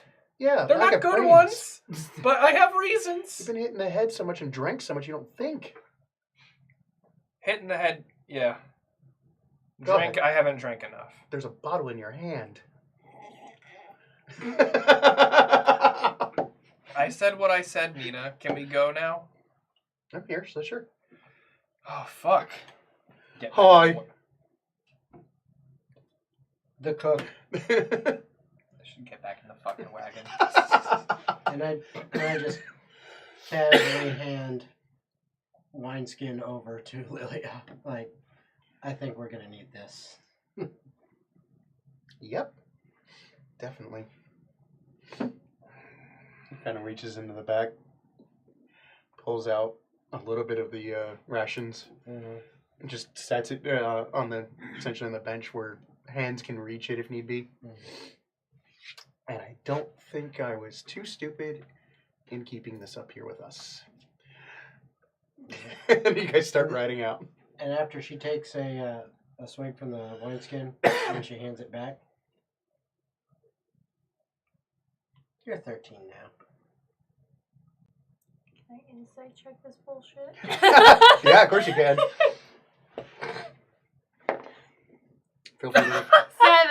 Feel free to roll with deception or I don't know that you need persuasion or to. performance. You're the king of rolling twos. Oh Yeah. my god, she can't roll to save anything. Bro, switch up your dice. I did. Green's not your color. They're all green. I know. It's like you I'm run a shop offering. that sells All dice. right, man. Drink. Okay, I'm not stopping you. The consequences will. That's a future problem. You're right, Constitution save. Cool. I'm sure that wasn't the only swig you had. Speaking of, Mr. getting plastered in the 11. wagon already, also a Constitution The save. highest I rolled all day was a 9. She's going to pass out about 3 hours into the ride at most. That's fine. That's then. fine. I'm gonna get bored 3 hours in anyway. I got an 11. Bro, me too. Oh, twinsies. You Yeah. pass out the minute you go to open the second bottle. Oh, I can't believe we get there. Yeah, that ain't happening. I don't know who I'm sleeping on, Mm-hmm. but I'm sleeping on someone. Foster. I assume you're staying up for the day. It doesn't matter. Yeah, and I'm just chatting with Lilia. Out of curiosity, just for my edification of this whole thing, I know, seeing you're already asleep, right? You're crawling. I know this one is the boss's daughter. And I know he's got his faults, but how in the hell did all of these people end up following him, I guess in this case, taking him to the north on a family trip?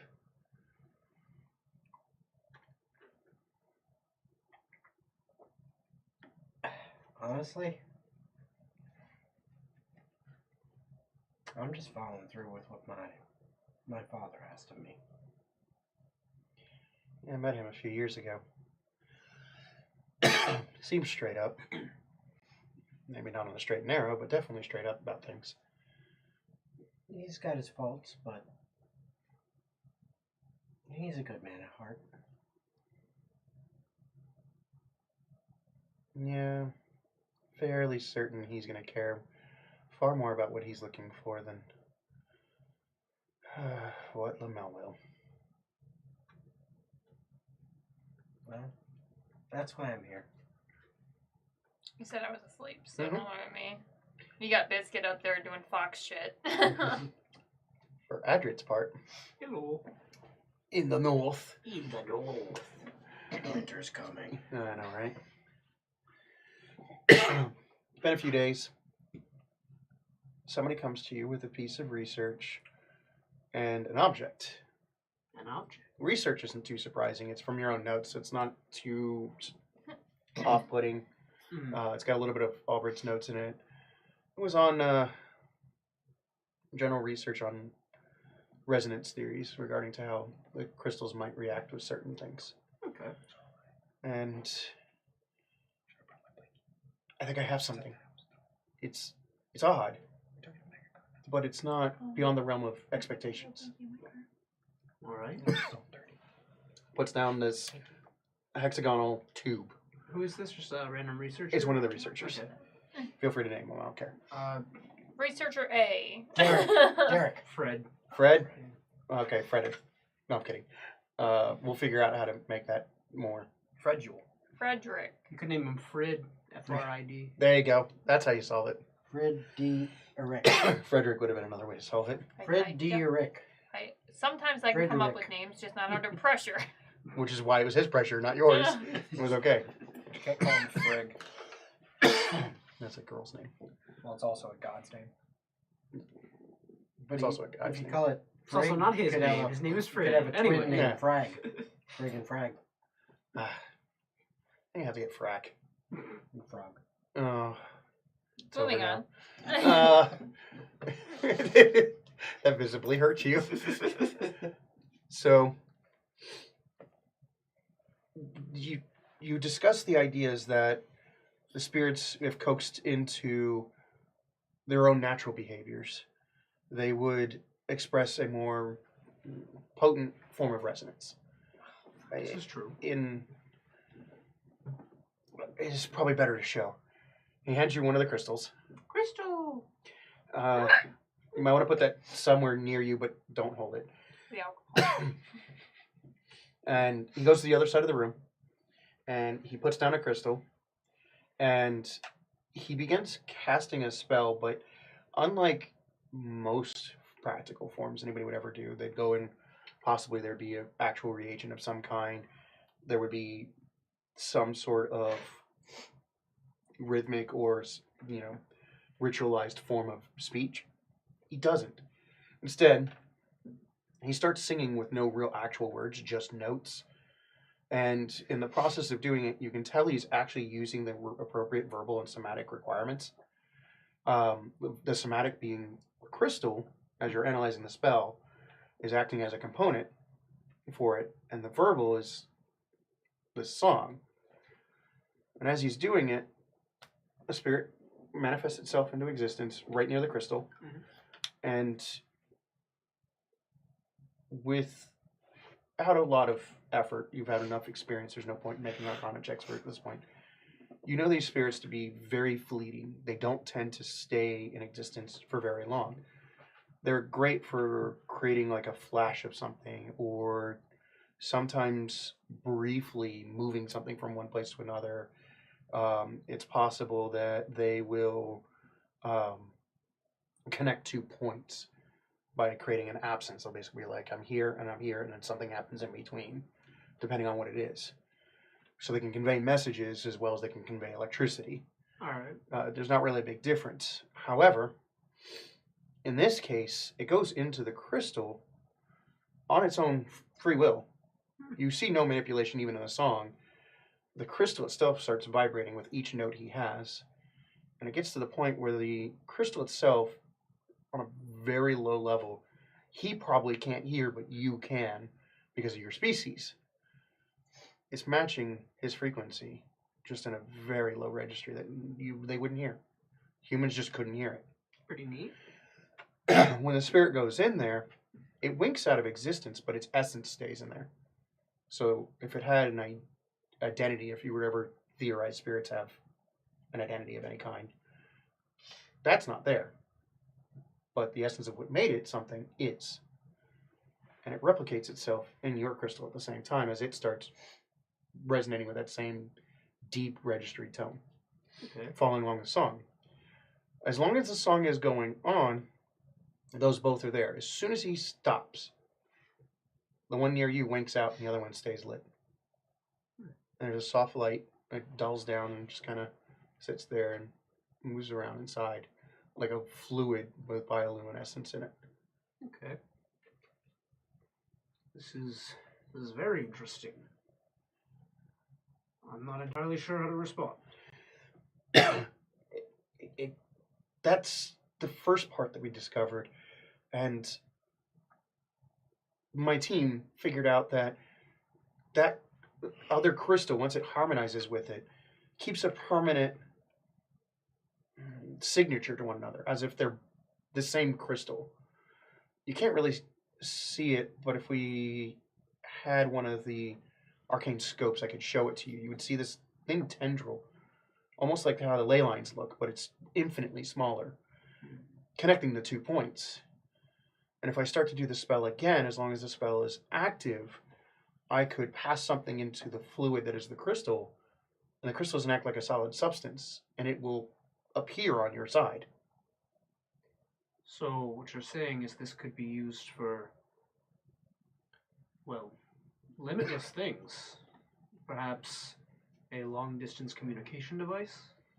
Or even with lots of testing, maybe even physically sending things at extreme distances. So like a more grounded version of teleportation. Yes, possibly permanent.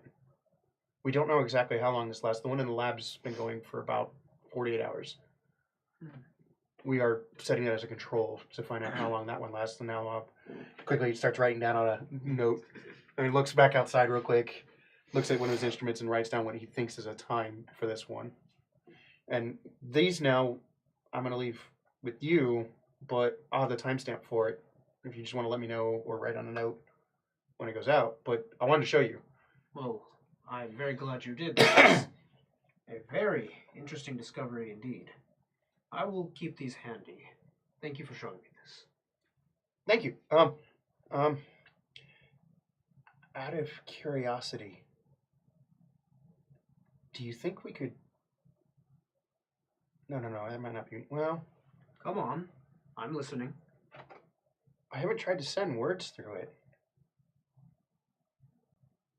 What if we do set him up in 2 different places in the camp? We could certainly play a very funny prank on someone. I wasn't thinking that. Who are we planning on? No. Learning from Anna. That wouldn't be a good research thing to find. If It you'd was like a to do that, jest. sir, I won't stop you. It But was a jest. how about I'll take this one here. Give me a few minutes and I'll go get the one from the lab. All right. And then we can be able to communicate from your office to the lab We can try, yes. and see if it works. Sound good? All right, that works for me. He disappears and 10 minutes later, enthusiastically comes rolling back in with some speed.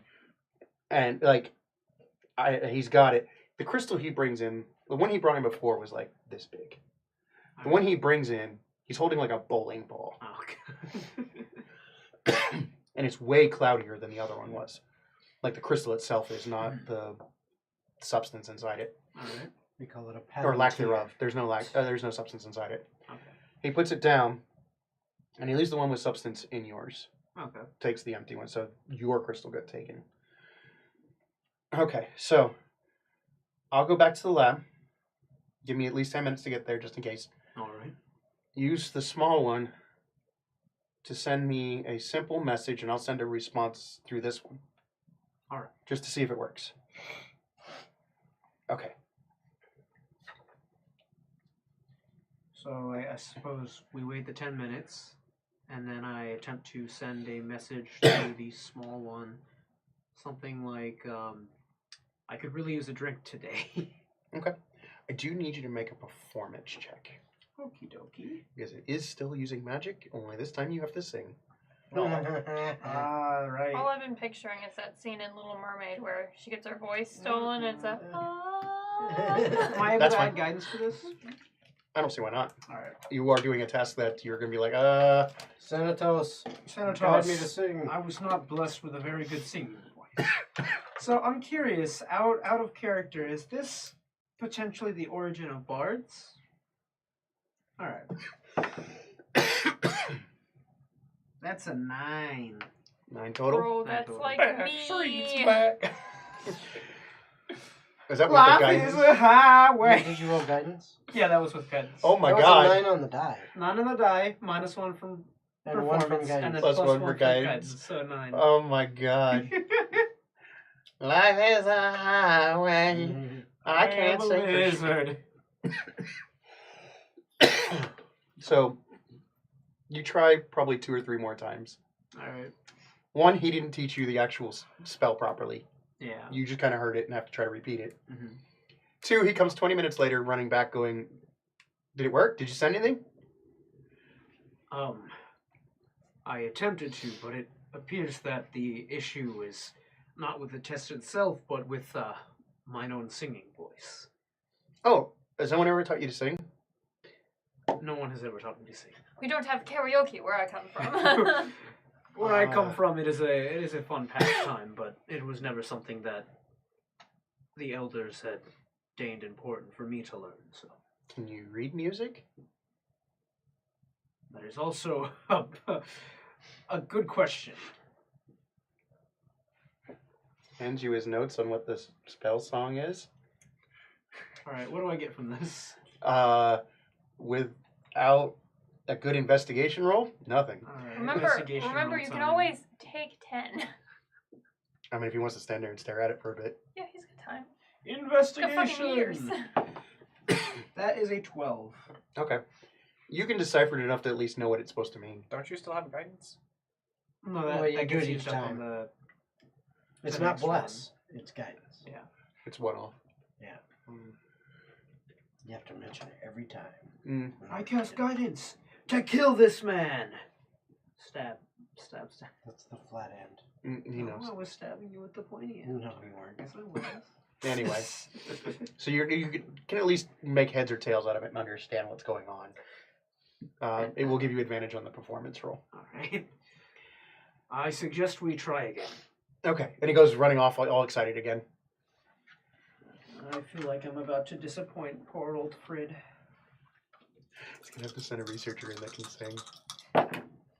Oh, Ooh. never mind. Got the lips of an angel. That is 22. That's all you needed was the actual damn spell. Yeah. There we go. All right, so as you start to sing, quite lovely, with probably a much deeper register actually than he did. So you're probably resonating naturally with the crystal, I would assume. I would assume throat size and lungs, you And would. the deeper voice and all that. Yeah. Yeah. Just an estimation. I don't know if it's true or No, not. it's accurate. I mean, you could have him talk with a super high pitched voice, or you could have him. Hi, I'm Adrian. Yeah, I mean that's up to you. But doesn't seem that's how it's been going. So anyway, it starts to move and resonate. What do you send? On your way back to the lab, could you bring me a drink, please? Do you think it, say it, or write it? I would probably say it. Okay. Make an arcane check to hold the spell. All right. I agree. You're literally developing a spell right now. So there's that. 23. Okay. So you managed to make that as part of the song, so it still works. It's cumbersome. Yeah. Very, very cumbersome, but you still do it. And at some point, I assume you stop, or do you keep going? I stop and wait for the results to come in. Takes a bit. The other one lights up. And a crumpled husk of what looks to be a wood vessel of some kind pops out of the crystal. It looks like it's supposed to be an ale mug, just fucked up. It looks like whatever it is has been crushed in like a garbage garbage like compactor. Yeah, it's been trashed. I grab it and try to see if any liquid comes. I mean, it's wet. And then I wait for Frid to come back. Okay. I have something here. Oh, well, all right. So we can't send things with it. Oh, not yet anyway. I mean, not alive. Definitely. I'm glad I decided to choose. Well, I did choose a wood one. How does it look like a metal ball? It does have a sheen to it. A nice paperweight. And I just place it on my desk. But did you receive my message then? Yeah, you said you needed a drink. Right. Well, then we know we can communicate basic concepts through. What were you thinking of testing next? I think we should look into the why as to what made that and see if we can't fix it. That's gonna be some testing. I can work on it and get back to you in a couple weeks. All right, that works for me. Okay. Can I get a small requisition order? Do ask. I don't know, like the equivalent of like 20 gold worth of materials. It doesn't need to be money. I don't need monetary. Just things to send through it to test different materials and see how they're going to respond. Sure. Let me just mark You this got a rock down. right there. You got a rock right there. Oh, he's gonna send a whole bunch of random stuff too. No, I know. I figured. This is gonna be one of those guys that's gonna be like, oh, portal.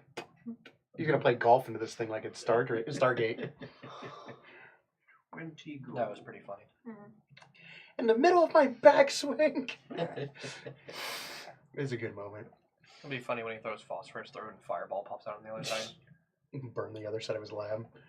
I've marked it down. You should now have the necessary material to do so. Okay, I'll get it from supplies.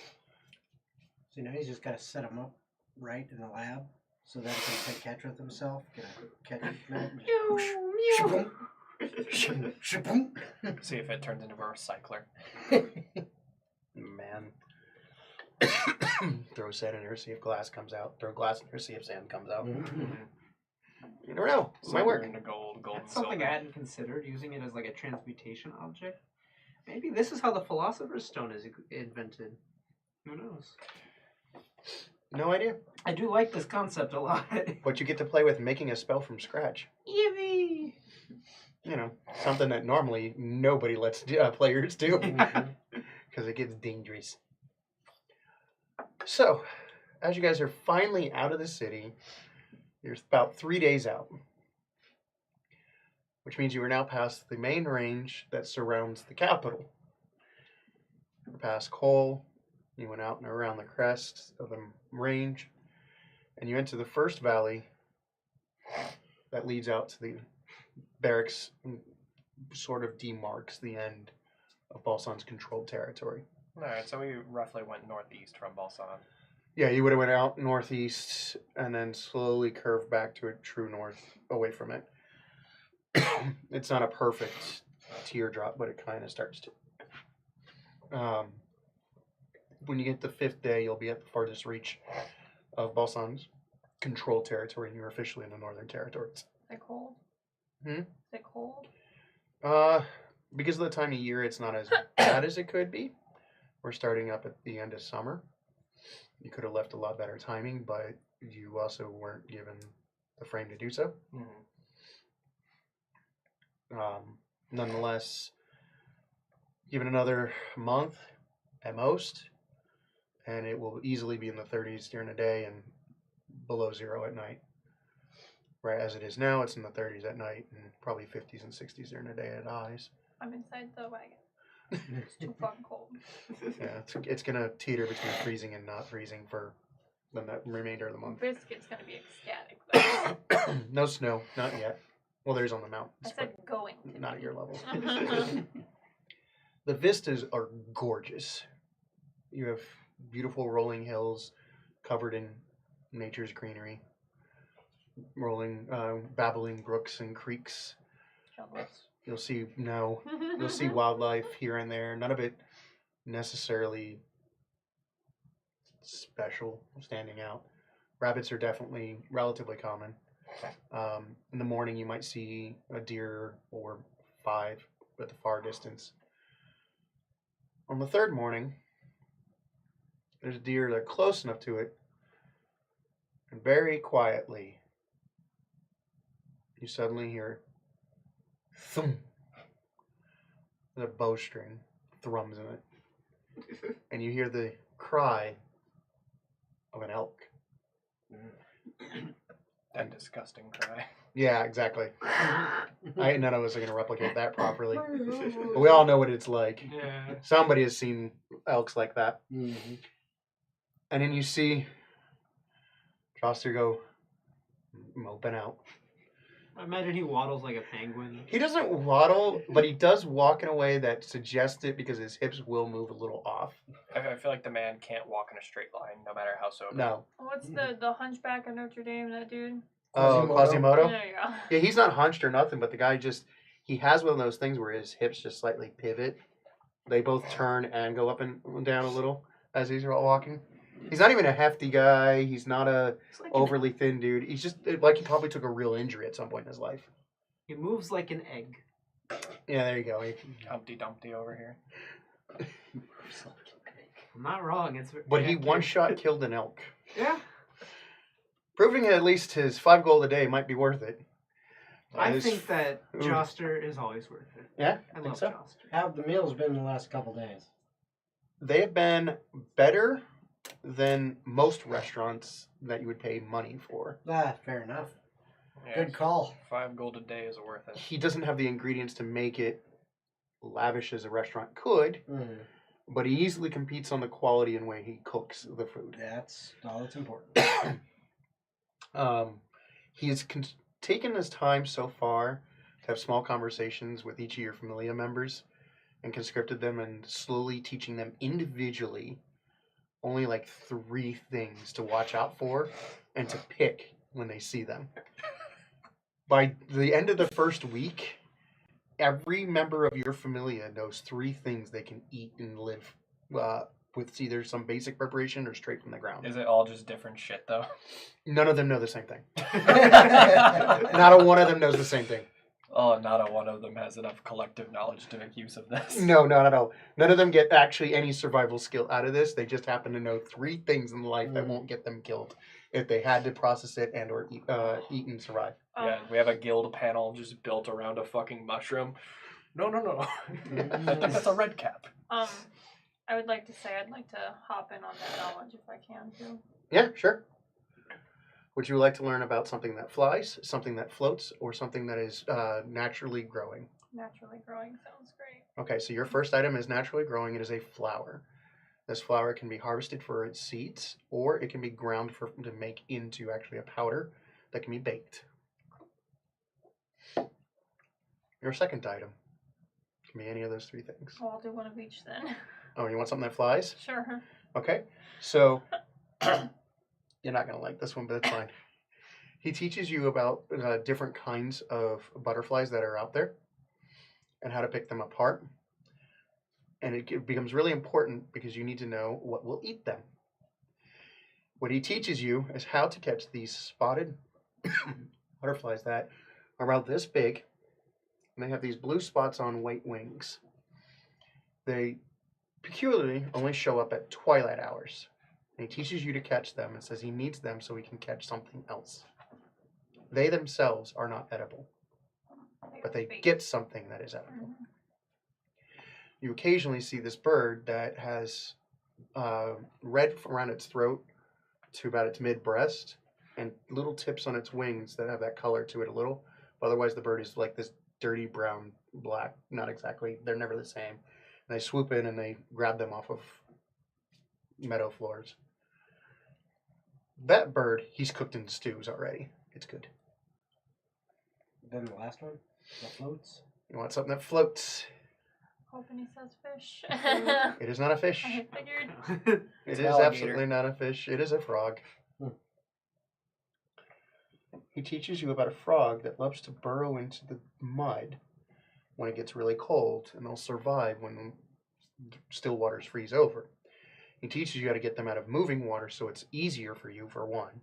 2, it's better to spot them because what they do is they burrow in and you can see their bulging eyes out of the dirt where they sit there and they keep watch over for any predators.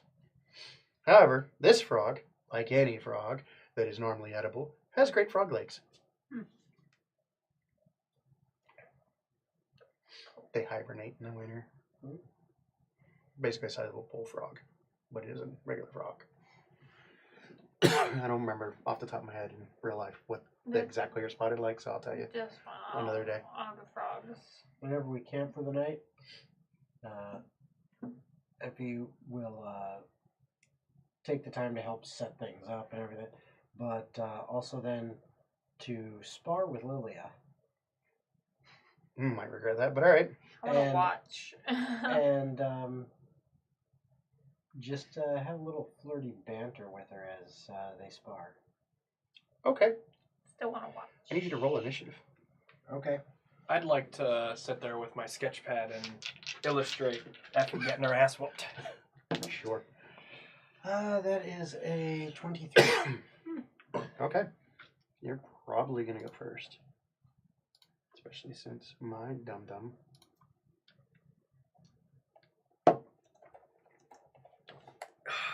I could always roll for her if you really want her to suck. No, I don't want her to suck. Thanks. All right, Anna, you ready to watch this moment be immortalized?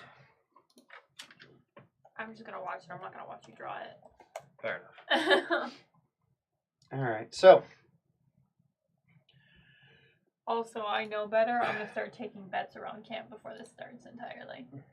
all right, she's got a 13. So yeah, it'll be you then her. All right.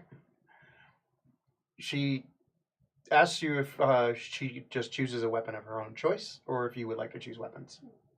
Whatever you want. I hand them both a dagger that I made. Oh wait, they're on fair footing. Okay, Works for me. sure. Are we doing this to first scratch, or is this points? Points! First scratch. Okay. This might be really quick. All right. She takes the dumbest stance you probably should, and she just kind of relaxes her arms and lets the dagger be at her side.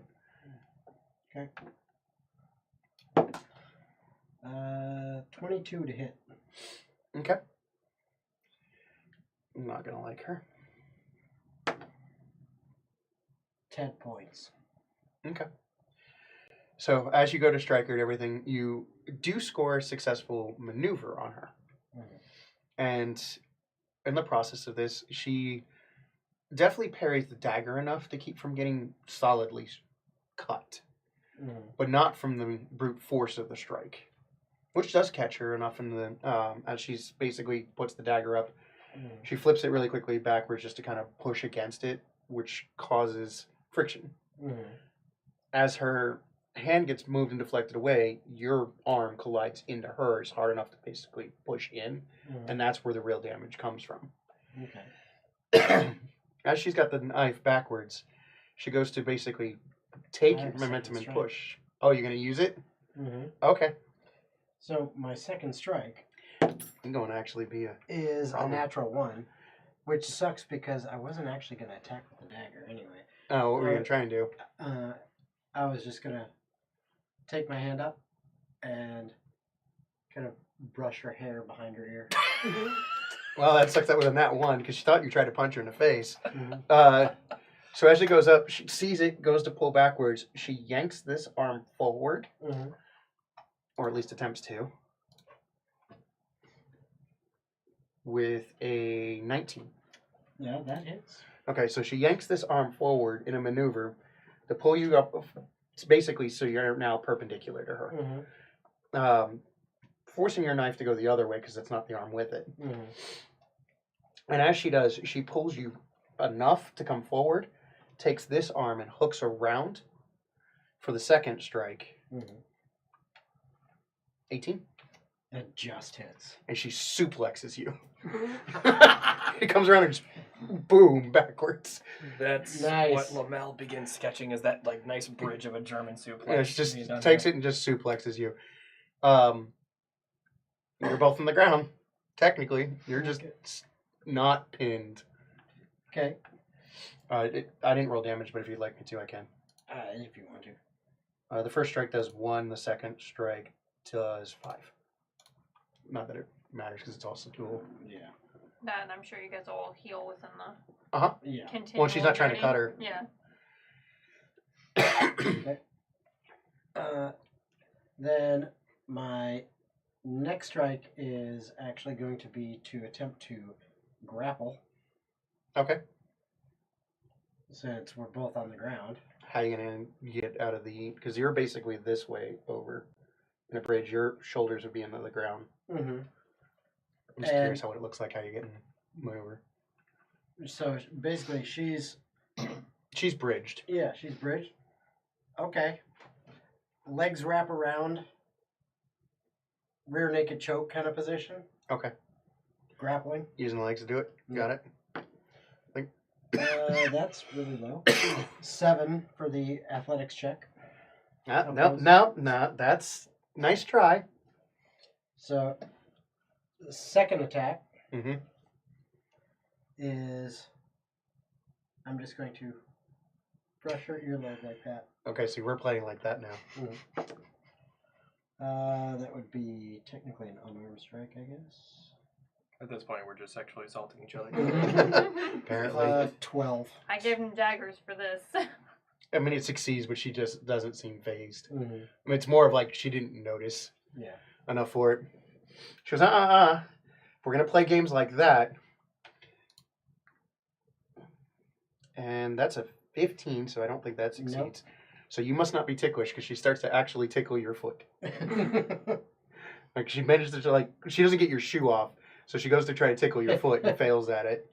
So I realize that this is no longer a fight I'm interested in, so I leave. Oh. I'm sure a couple guys will walk up, but I will be leaving. So having it not work, she goes, you know what? No, probably should make this towards an ending. That's a 17, which I think you said is That short. misses. Okay. And she basically goes to rotate, so now you're both on the ground but separated. Okay. As she unfortunately lets go of your legs when she goes to rotate. She's trying to flip you basically on your stomach. Mm-hmm. So I am going to bonus action. Mm-hmm. My echo appears behind her. Okay. Perception, I assume. Sure. She don't notice it. And Or doesn't act like it. then the echo, I'm going to have one of my attacks go through the echo, Mm-hmm. and it is going to attempt to grapple her Okay. while she is down the ground, basically kind of pinning her down.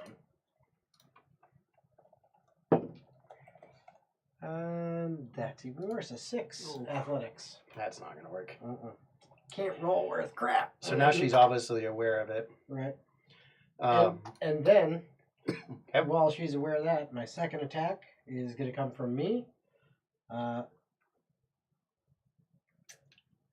don't have martial attacks and all that, so I can't really do a disarming strike. So that's going to be a DM's call on how you would go about attempting to disarm. and attempting a disarm, Yeah, since I don't have the disarming strike, I'm not a martial adept. So. then you would have to just do it at disadvantage. Okay. Yeah, that's not going to hit. Not with a 12. Okay. She expends a superiority die Mm-hmm. and turns your disarm Into hers. into hers. Yeah.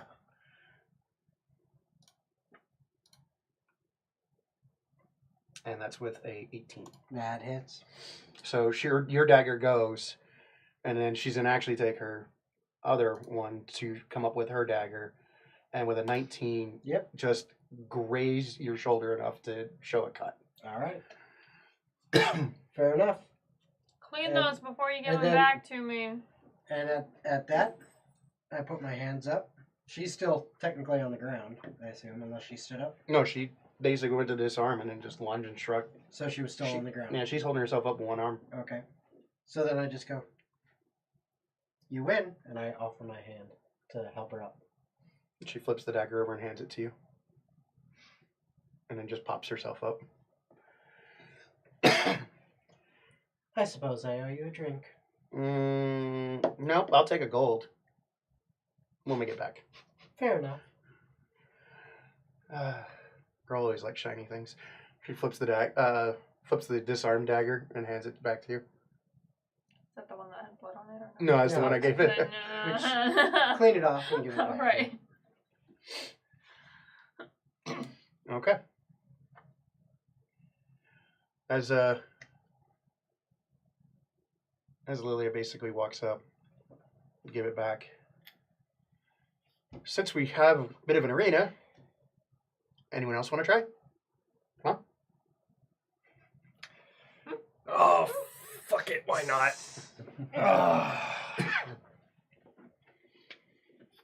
Ooh, boss man's getting in a ring.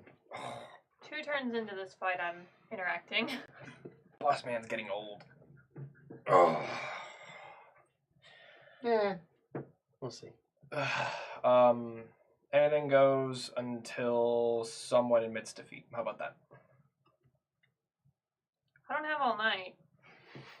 You need to be more specific than that. All right. 5 minutes? No. That I don't think it'd take longer than 5 minutes. Why don't you just go arena rules? Well, the arena's first blood. Yeah, fuck it, sure. First blood. Anything goes. Okay. And that's where we're going to end game. All right. So, that is the end of episode 22, 22. not yeah. 12, where we have now started our Northern Territories arc. We want to thank everybody for joining us. Remember our wonderful sponsors in the description. There are links down below. Go ahead and feel free to peruse their things. Remember, we have those special codes for you. Give you a little bit of a discount and a little bit of help on that one. Otherwise, we here at TOGG will happily see you again for Out of Our Ascension. Yep. On Thursday. On Thursday. And when is Tailspire? Tailspire actually Wednesday night at There we 7 go. p.m.